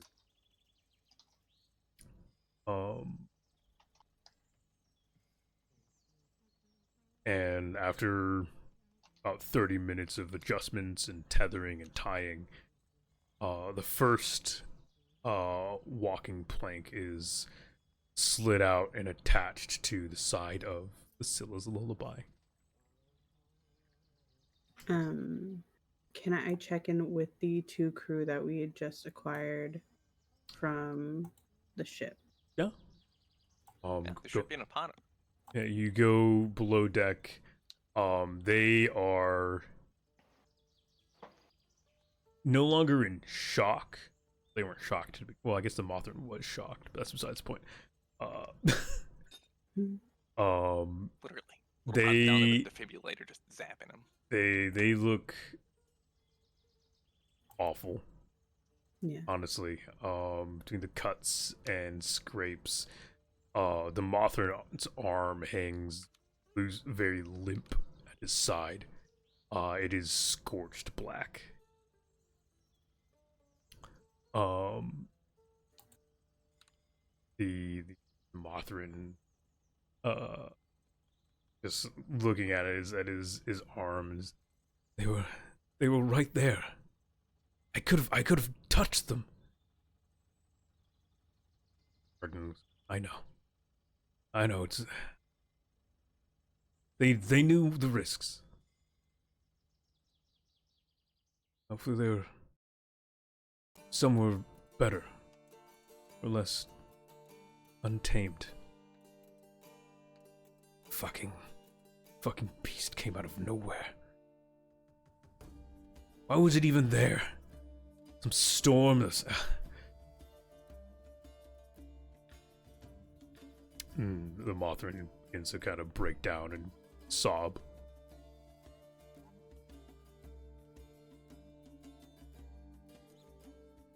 The Arden looks up at you. Sorry, we're not much help.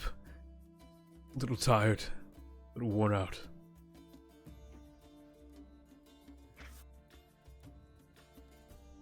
I'm glad we found you. My name is Captain Lunarl. You may call me Loon if you wish. I just wanted to alert you that we had arrived at the Glitter Crest. If there's anyone that you might be able to come into contact here that you need to, now would be a good chance, but please do rest up. It's been a hard voyage. Yes. My name is Kare. This is Jaja.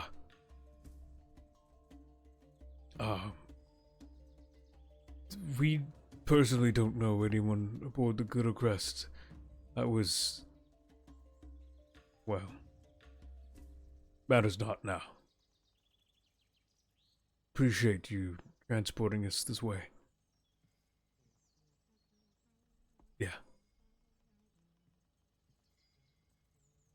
kind of slumps back a little bit. You can see kind of the last of his like energy and stress just literally drained from his body as he almost immediately just like dozes off. Only dozes off.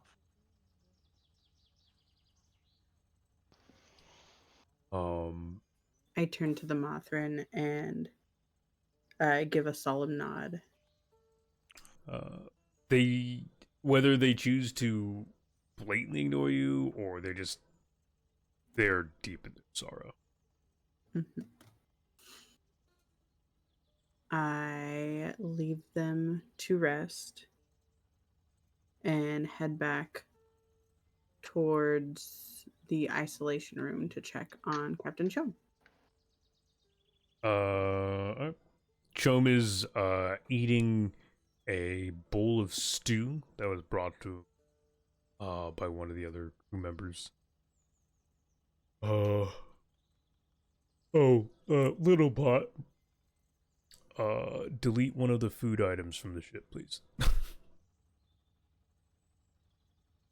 It has been consumed. Consumed. Or from personal stash, if you have any.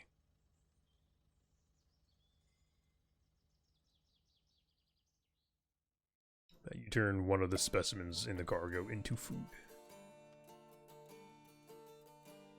I heard rotted meat tastes like lobster. That's reserved for us. That's for us. That's a special day. Earthy, chewy, and a hint of a lobster.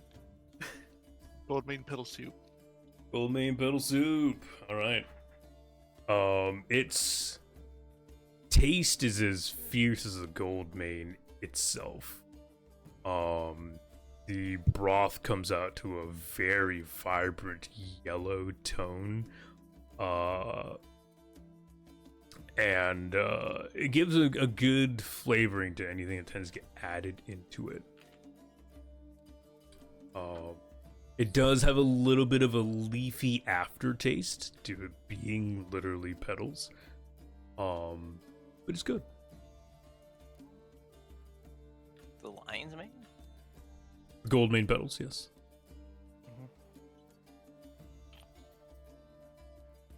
The petals give them a apparently sugary note Mm-hmm. when boiled. So, you, the crossing planks, 3 of them are pushed over and attached to the side of Scylla's lullaby. And upon doing so, first coming over is a series of 3, looks to be engineers. 3 rattleheads come crossing over. And as they do, Kokazah comes up from below. Ah, perfect. Below here, the engine's down here. They nod and shuffle off to below the decks. Thank goodness. Something to keep Kokazah from trying to kill me after that stunt. Following shortly after them is the large 8-foot man. He walks across one of the planks and waves a greeting to whoever's on deck.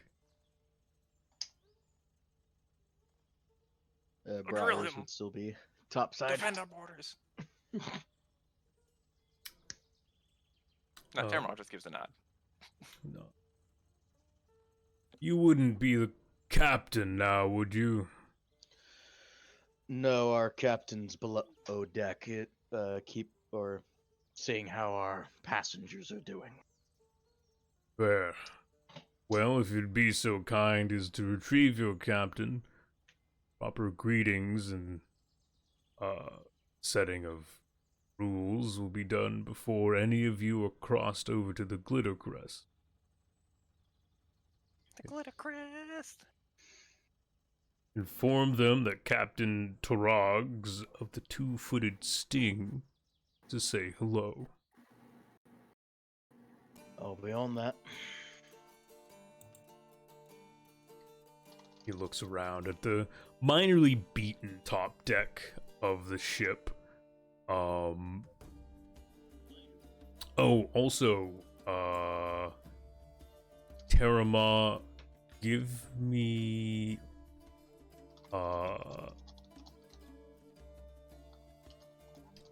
let's say, I'm not even gonna rely on you.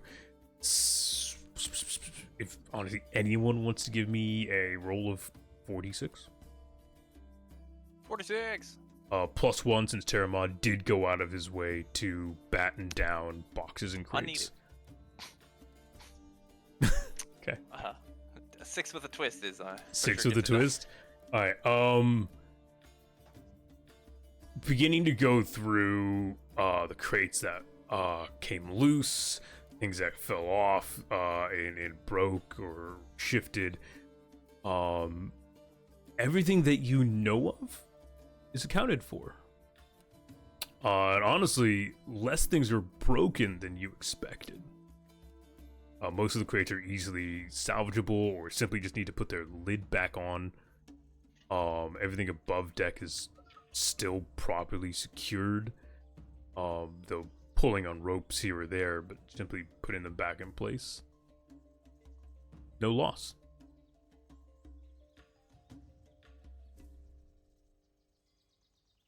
Alright. Briars then? Yep. Briars is going to go get Loon. Loon, do you wish to greet this captain, or you Yes, I would like to greet the captain. okay.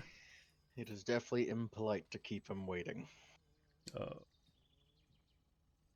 He looks at you, seeing the smallest member of the crew.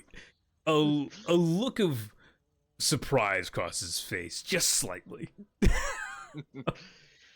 I'm 10! I'm a child soldier. The funny thing is, 10! the funny thing is that technically Briars is younger. True, it could be, yeah. Welcome to my crew of children! I mean, yeah, because so younger, but also technically older, because individuals of your fucking skin suit vary in age immensely. Yes. The consciousness known as Briars is young. Yeah. I'm 10 and I read a lot of books, so I'm kind of smart. Let's go. The man. If that's how the captain introduces herself, can I throw her into emergency? Listen, I did a shit ton of cool things in that last battle. I want you to respect me. So yeah, you step out and Captain Turarg steps forward. Captain Turarg of the Two-Footed Sting, I be the man who greets you this day and your liaison between your ship and the inner and outer ships of the current formation that is the Glittercrest. Ahoy.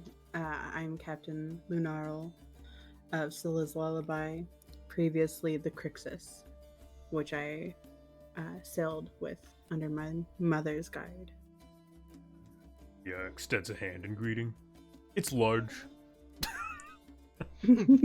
Mine, itty bitty. Tiny. Grabs a finger, shakes it.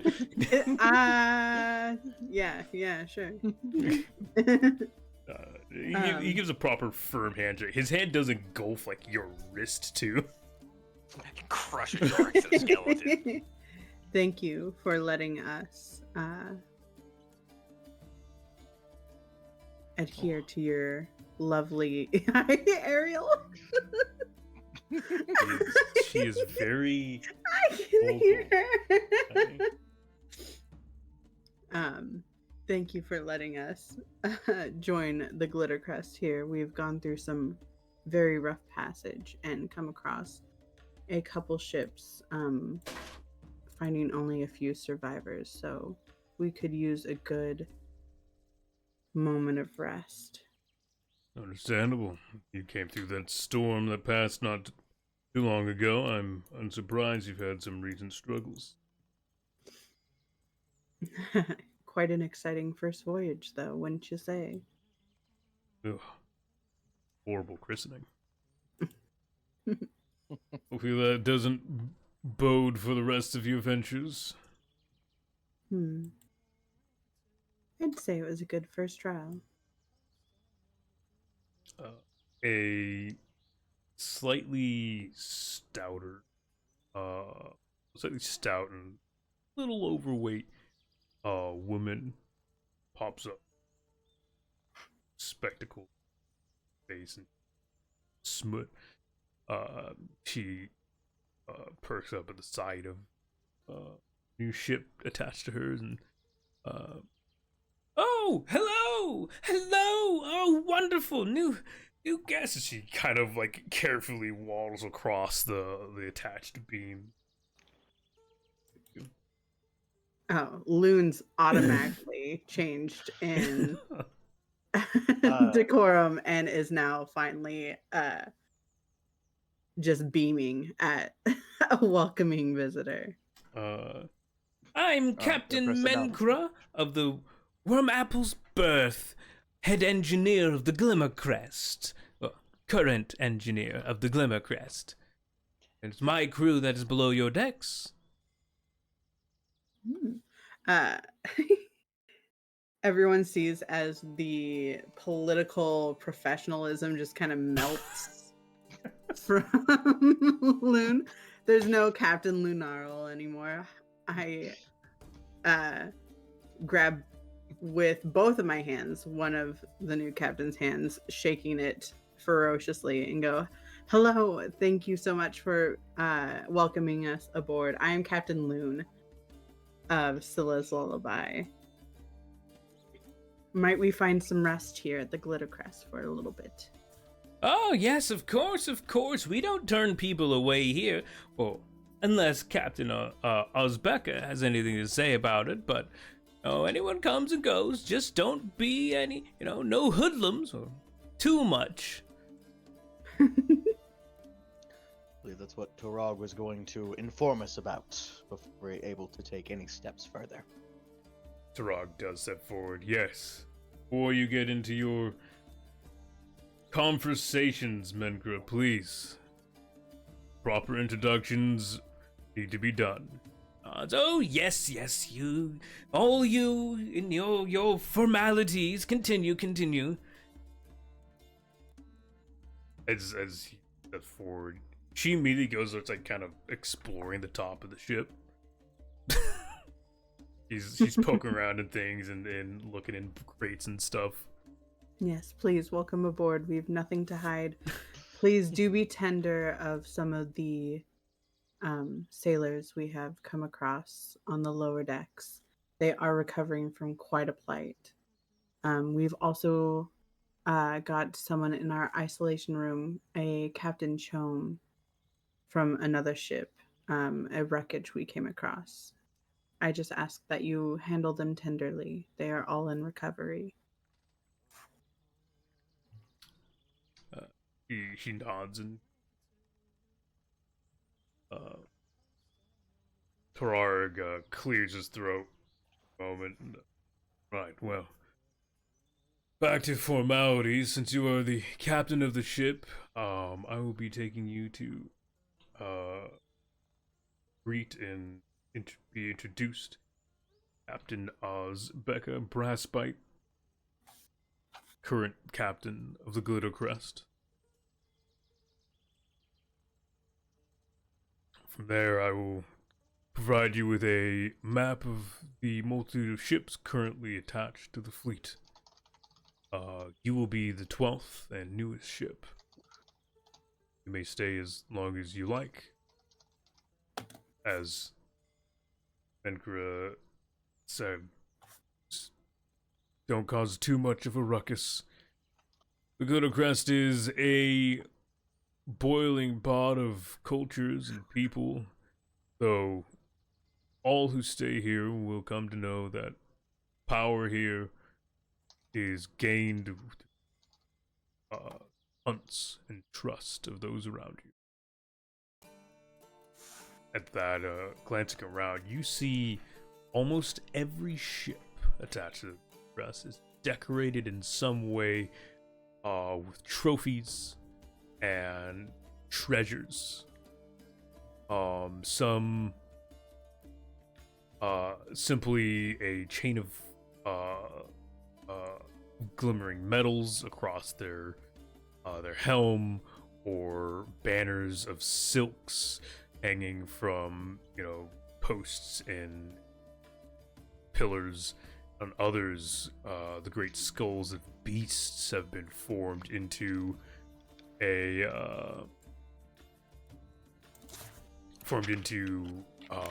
a ramming prow, or hanging above doors, or built into the helm of the ship. Several ships have large chitons as their hulls. The Glimmercrest itself glistens with metals and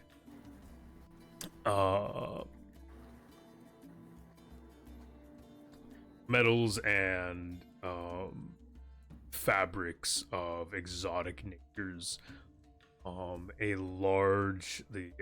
of a large skull, sizable in comparison to a leviathan, makes up lower part of the tower that is part of their helm. Glittercrest Center, the ship that is properly named the Glittercrest, is large, easily outsizing any of the other ships attached to it.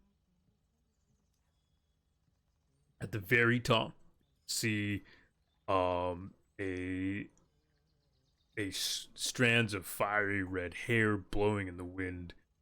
A very a rather stoic looking woman currently steers at the helm,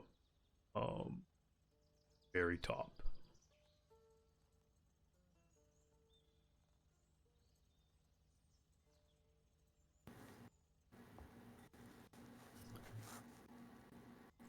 What do you guys like to do? Well, I guess I'm getting taken to meet Uzbeka, so You're being taken to Uzbeka. I have no choice. I mean- I'm 10. I'm being kidnapped. And my crew's just letting it happen. What are the rest of you doing? You can go with them.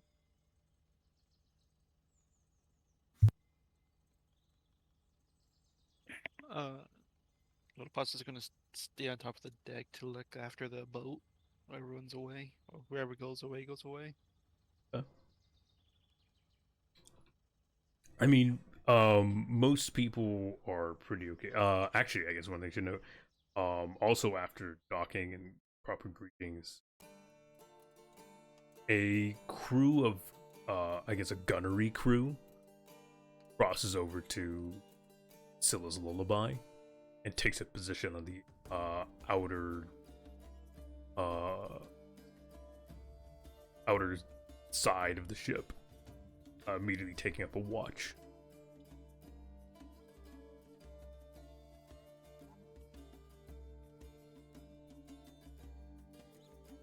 So, need be, you can leave the ship if you. You're stuck forever to the ship.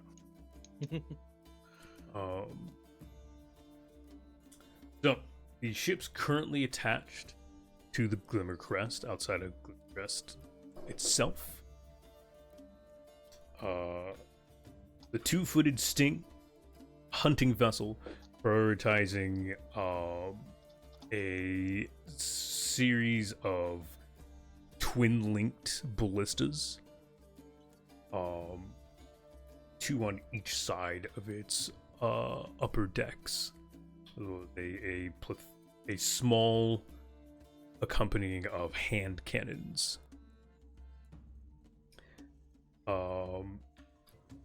Also attached to you, besides that, is the Worm Apple's Birth,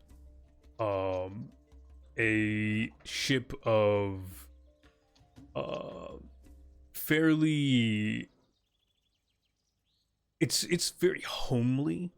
It very much matches Captain Menkra and her vibe. It doesn't have much trophy decoration.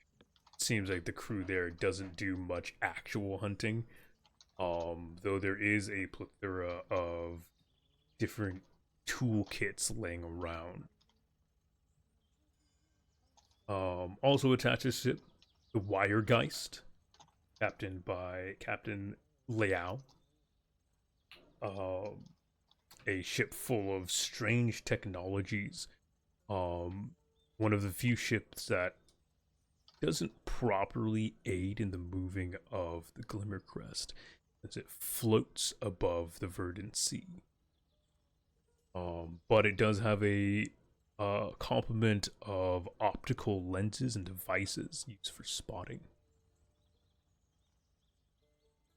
Next, the Bladed Charm, captained by Captain Ladbury. This ship is at the very front. It is one of the two front main ships.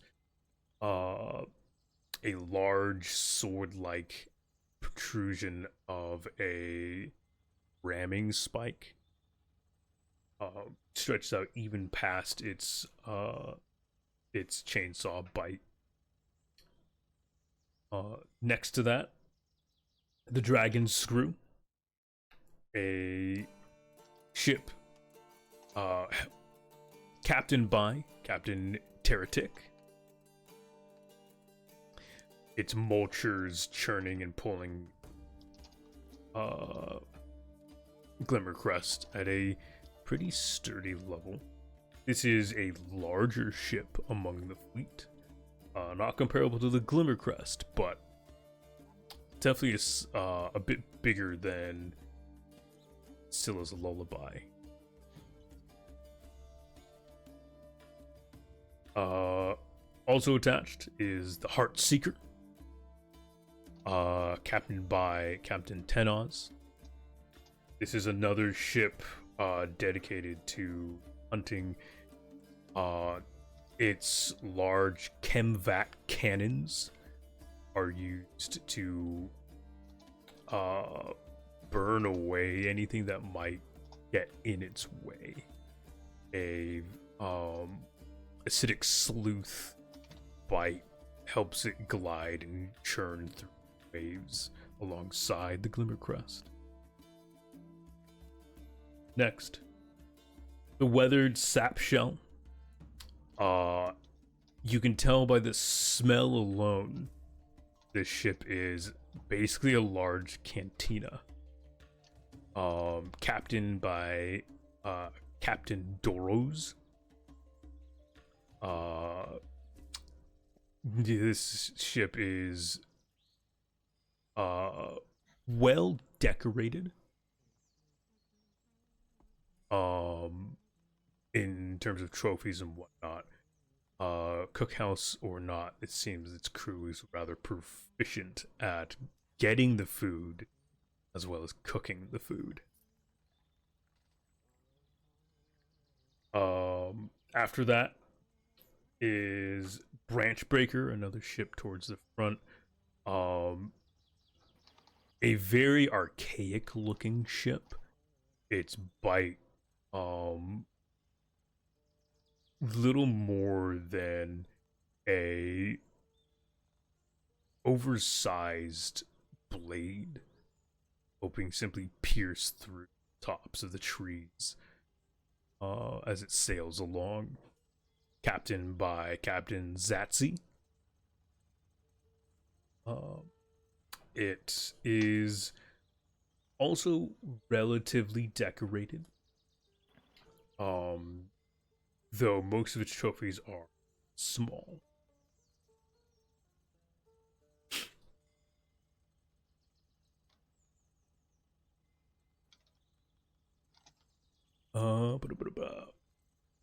Oh my god, I didn't finish this list. I'm a fool. A fool. How dare you? Right. All right. Well, let me do this real quick while I'm here. Well, luckily I still have their motifs jotted down. I just forgot to fucking name them. All right. So, sure, we'll go with Page's Jewel. The Page Jewel. A ship of charters and papers and writers. If you need a map, they probably have it.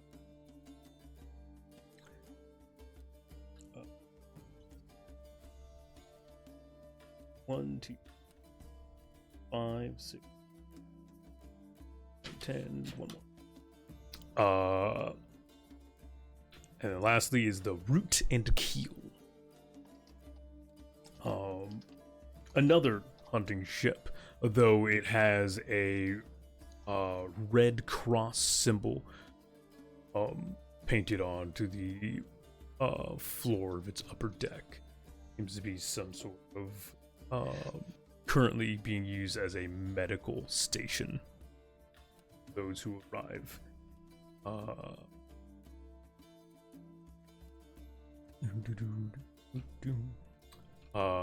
Helmed by Captain Itzotek.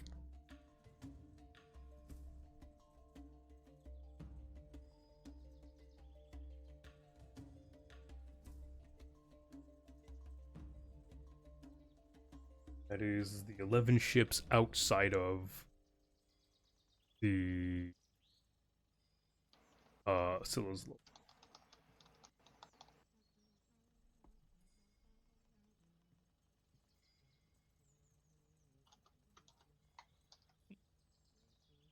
Okay, I wrote all those down.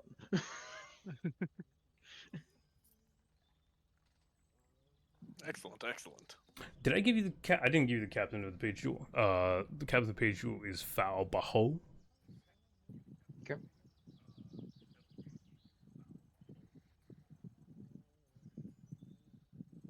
And if you need spellings for any of these, just ask.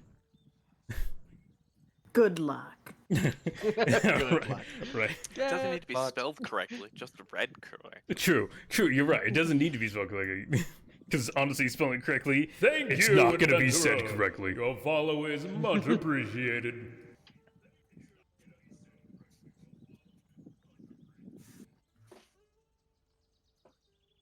All right.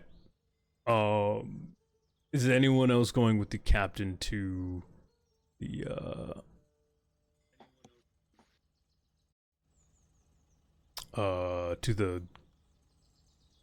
to meet the fleet captain, Uzbeka?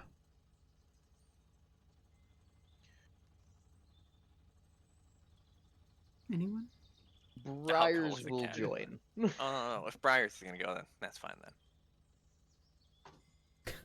Okay. I'd just be an intimidation factor, so. I mean, that's not necessarily bad as you cross the other ships. Yeah, that's why I was originally gonna go with the captain. I'm like, no one else is going. I'm just fucking 10-foot tall giant drill dude just chilling out. Then go. I'll At go. least one upside with me is I am the hunter of the ship. I might at least have something, if the slightest assistance. I mean, you all have a place. Yes, it is a hunter society in terms of, respect and power, but you all come from the same ship, which currently holds no trophies. So you all have the same power in terms of the crew. As individuals, though, you can, prove yourselves in other ways. Like, yes, an 8-foot tall and 10-foot tall muscle-bound monstrosities are definitely going to pull more weight than fucking 5'2", like, I mean, I don't know how tall Loon is, but like a 5'2" moth, I picture her as like 4'3" at the tallest. Yeah, I would say I'm pretty short. I'd say like probably 4'8". Okay. she's Throw. yes. 482. Well, then, yeah, you know what? I'll go with. I've been on the Glitter Crest once before. Yes. When they first So pulled has you up. Bryce. I was here Correct. once too when I was like 2. We've all been. I think everyone but Little Pot has been on the Glitter Crest at least once. I think so. Okay. Has I don't remember if we determined Little Paw had been on the Glitter Crest yet. I'm gonna say no, just to keep it fresh for a little bit. Okay. Since someone's not familiar with it. Oh, I mean, none of you are familiar with. They change your ships all the time, yeah. so like Yeah. it never stays the same except the core.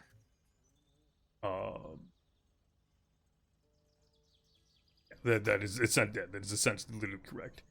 I will say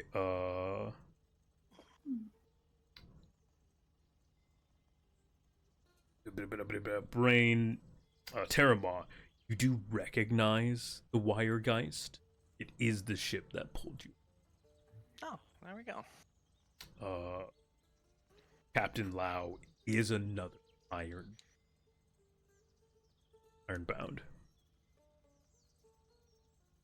Bit smaller in stature though. Just pulled you up from the deep and holy shit. Somersaults have to build kind of thick. Yeah. Gotta withstand the pressures. Exactly.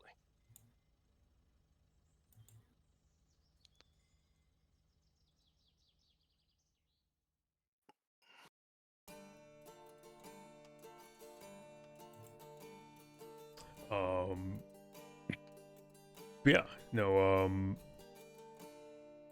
so you guys, you guys all go with the captain. Fuck you guys have a choice anymore. Yippee! Choice has been taken. As you guys Follow me, crew. Let's go. I fished Little Pot up once before. I'll do it again here.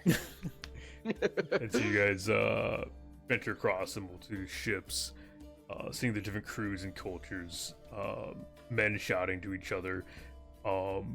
You see, even with the changing of ships on a semi-regular basis, it's not constant, but ships come and go. It's how it goes. It's part of the culture. The crews seem to get along fairly well. You see them passing tools and ropes and things and getting things done as a community. You see a man harpoon fishing between the ships as another one goes in down and begins to climb through some of the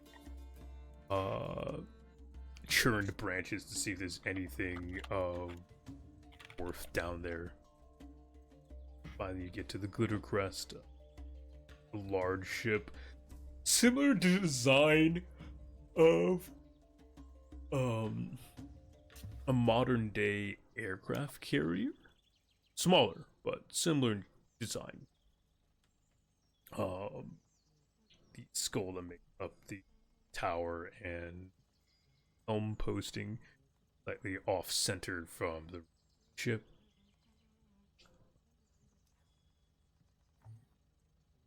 It looks at you. It looks at you. It stares at you.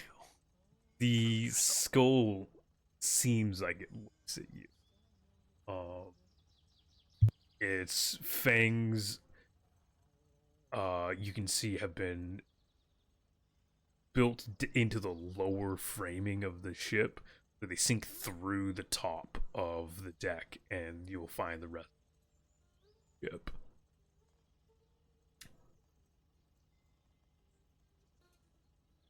Fleet captain turns her head and sponsors you board. Dress and she waves. Ahoy there! Welcome aboard my Glitter Crest. Wayward souls or wandering adventurers, all are welcome. Fine. Beck, take the helm. I'm going down. Brownish red Ectus steps in. Not saying a word as he takes helm and do. A few months later, Captain Ozbeka Brassbite stands before you. Tan-skinned, ardent woman, fiery red hair. You see scars across her face, a eye patch over her right eye. Around her body is a series of colorful silks that make up a very admiral-esque uniform. A cape with a mix of furs and thick plant petals form over her shoulder. And at her hip rests a very decorated handgun and what seems to be a saber made from a almost clear crystal. Greetings. I am Fleet Captain Uzbeka Brassbite of the Glitter Crest. Who might you be? He's just basically addressing all of you. I was gonna say, who is she addressing? Captain, Loon. clearly. Yeah. Loon steps forward and does a stern nod, smiles and looks up at Uzbeka and raises a hand. Greetings. I am Captain Lunarl of Scylla's Lullaby, formerly the Crixus, which I sailed under my mother's leash. You may have met her back then. I know we arrived here once or twice as a child. And thank you for having us aboard the Glitter Crest. It's always such a pleasure to be within its... She smiles as you speak. Loon, please, worry not about formalities. Speak freely. That's dangerous. Loon, like, sitting here like, hi, mommy.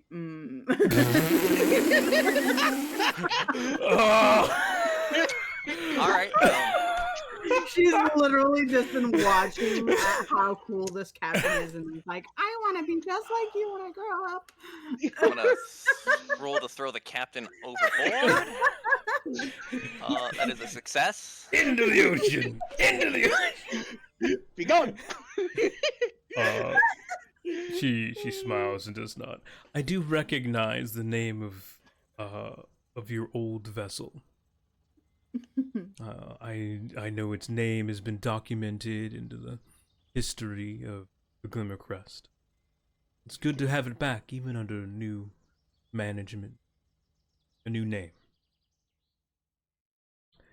Your mother, if I remember correctly,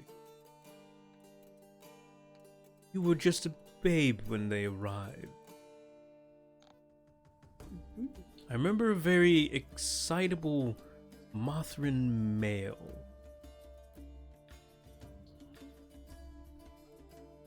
Good at drinks, but a horrible shot. I can confirm this one. She nods and smiles and looks over to the large iron-bound. I have known many of your species through my years of captaining and voyaging, but never met one quite as large as you. And who might you be? Out her hand towards you, Terramon. I'll reach out the floating pieces that make up my hand.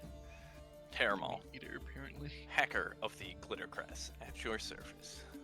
Ex-submersible, but that's where I get my build. Submersible. I remember someone mentioning having pulled up an old submersible ironbound. It might Might have been you. Visit the Wired Geist later. Say hello to the captain. Maybe he'll recognize you. Will do, ma'am. Turns to Briars. And who might you be? A hunter of obvious nature. Not a name that I've bothered to jot down myself. Zalchbo Briars. I hail from Skybreak Mountain. Oh, a ridgeback. Always fun to see how well your people do here on the verdant seas. I stumble a bit.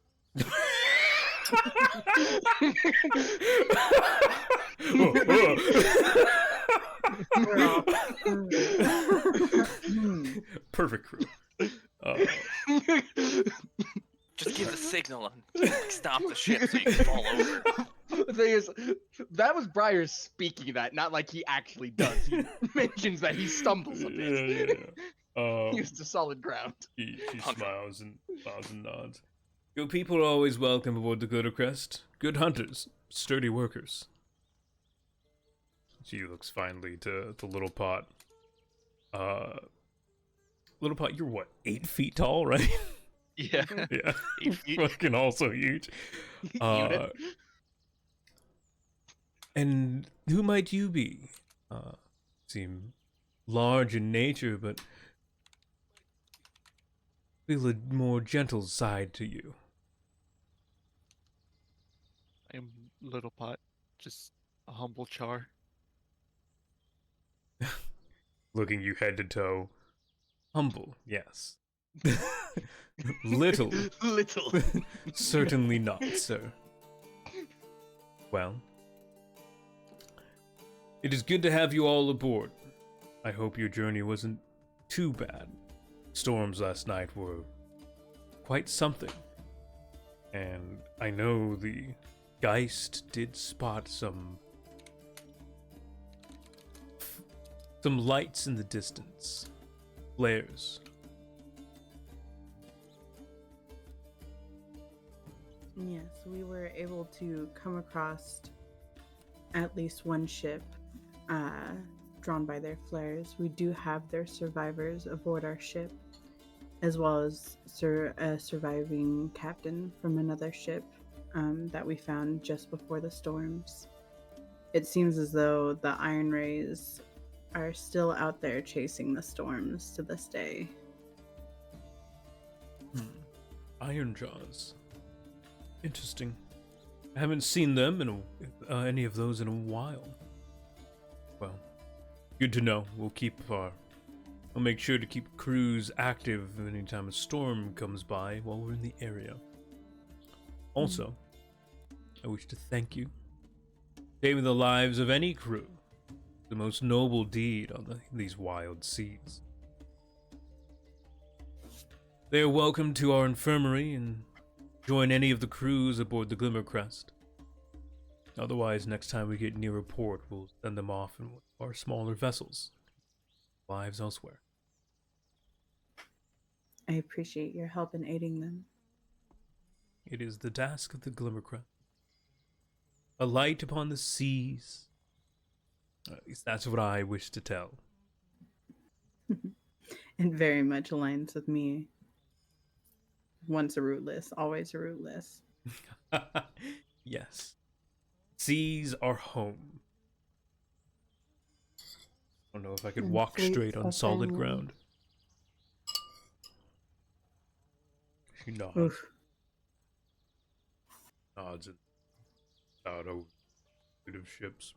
Well, while you stay here, you will follow our laws, but outside of that, you're free to do as you wish. Join the hunters on patrols. Do research as you see fit. Or laze your days away until you wish to disembark.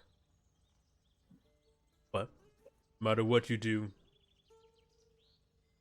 I'd wish to, with my most sincere welcome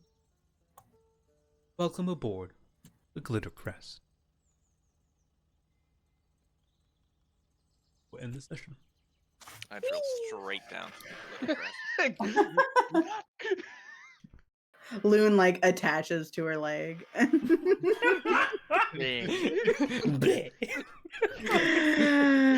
Hello. I'm drilling through the glitter crest, so I have a hole to drop the captain into. I'll throw you off the ship first, but How? Over.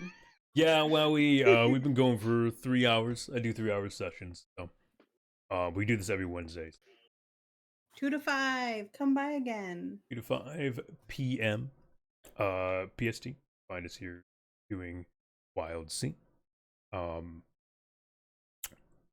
This has been a ton of fun. I love running this for you guys. It's been a blast. I hope I've been portraying the life of Wildsea to you guys properly. So that you guys at least feel like you're part of the world. Definitely feels like it. Can I get some like glitter around my little character as I go into Captain's log? It's like the after hours special. Captain's log. I'm like sultry now. Pretty Not really lady. I'm bringing gonna out the Dafu throw- people. Well, enough hoop. I'm going to throw Terma off the ship. You'll have to use the ship to do it. Right. It's like, Once again, how? I don't think your ship has a crane attached yet. I was gonna point out how lucky all those girls were piloting the rust bucket in a storyboard. yeah, you guys did really well handling that situation. It's all right. Definitely could have gone worse. Yeah. Done Two way people worse. got vaporized. Also, yeah. Didn't know Reduced the to watch nothing. rolls. Yeah, those 4s really saved us. 4s. What were you gonna say, Draven? 5s. Twists. I said, yeah. Actually, looking at the, I finally actually looked at the watch rolls. Yeah, I didn't realize 6s are peace, 5s and 4s are orders, and 1, 2, and 3s are nature. Yep. Like, oh, that's fun. Yeah, It's not just like Yeah. bad, worse, mediocre. Yeah, you guys I like how specifically it's roll for the theme of the event I present to you. Yeah. Mhm. And then Yeah, I choose the difficulty or roll for the difficulty depending on what's going on. Yeah. But also, I'm gonna explain milestones really quick for you to the other. Oh, party right. members. Yes. Yeah. Dude, go ahead. All right. So, in case you're wondering, this is a TTRPG, so we technically do gain a form of experience that we can spend to upgrade aspects, unlock stuff, make them better, combine them even. And so, every session, you can write down on your character sheet under milestones, you'll see major and minor. So a major is a milestone that you write. You get 1 per campaign. So at some point in the campaign, if you think you did something that was so goddamn amazing, it's worth a major, you write it down, it's 1. It's technically worth 3 points on their aspect chart thing you can turn in. Minors happen once a session. You can write down something that you did per session that you think would trigger a milestone, and that you will eventually turn into other aspects. So like this adventure, the 1 milestone I did, because I kind of hung out for a little bit, is I harpooned the white jaw, the white iron jaw, because I pegged it in the goddamn mouth. Last session, I used a whisper to bring down an iron root to stop a swarm. Another little minor one, stop a town from getting eaten. And the first session, I just saved a guard, drilled that wolf in half. Exactly, so if you can remember things that happened in each of the previous sessions, write down a minor aspect for it. Okay. And then you can then turn those into bonuses. So like you can spend 3 to add an extra chart to an aspect. You can spend 6 to give yourself an entirely new aspect. You can spend 6 to combine 2 aspects into 1. You can spend 3 to even give yourself more skill points, more languages. there's a list. If you search the Comprehendum for milestones, you'll see the full list. But yeah. Yeah. And yeah, so if anyone has any questions about that too, you're welcome to message me or poke me or whatever. We'll chat about it, whether we want to do it over a call or just over text or whatever. You're welcome to do so. This is something literally I forgot to talk about when we started, because it's a very narrative way of leveling up, because you basically level up based on how you think the experience affected you. Yeah. And you get one per session. They get it though. They get it. Yeah. I'm spying them as they're writing them down. Yeah. But Only two yeah, interesting with things like my character did. Well, That's I mean, idling perfectly in a storm on the rust bucket, and then pushing back that lion's mane. yeah, I mean those are all things. man, you sure attempted to help in the first session, so Well, he successfully held back a lion's mane. that was Oh, the he first. held I'm it talking back, about that was- pushed or it that was back. second. That was the second. You're right. So in the first session, you still attempted. Yeah. You could put you attempted to assist the village. I mean, just think of just anything that's just if you don't think he did anything worthwhile, then that's really on you. But it's generally recommended. That's why you always try to. We get the scenes, we get the things, because we narrative combine, and so just think of anything that's just kind of neat that you did. Real quick, Put those in your. I'm gonna deafen and I'm gonna finish up stream, but I'll be hanging out if anyone wants to chat a little bit, and then yeah. Okay. Okay. Okey-dokey. Yep. Bye bye, Okay. stream.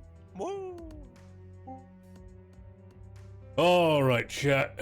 It has been an absolute blast. Thanks for hanging out. Thanks for chilling with us as we enjoyed another session of Wildsea.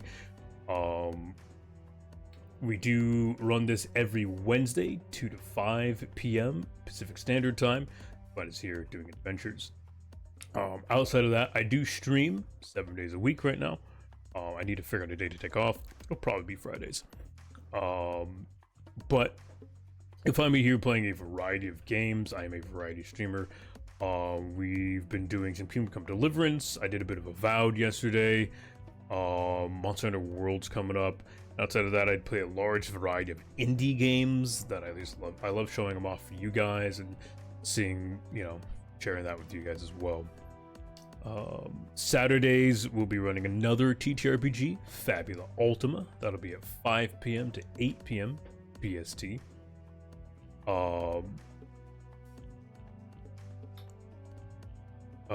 What was the time again for Wildsea? 2 to 5 p.m. PST. And then yeah. Outside of that, I will probably be back on to stream later tonight. I'll be in an hour or two, we'll see. But yeah, it has been a wonderful time. Thanks for being amazing. Thanks for chilling and hanging out with us. Sadly, with that, the tavern doors will be closing, so finish your drinks, ladies and gentlemen. And until next time, bye-bye.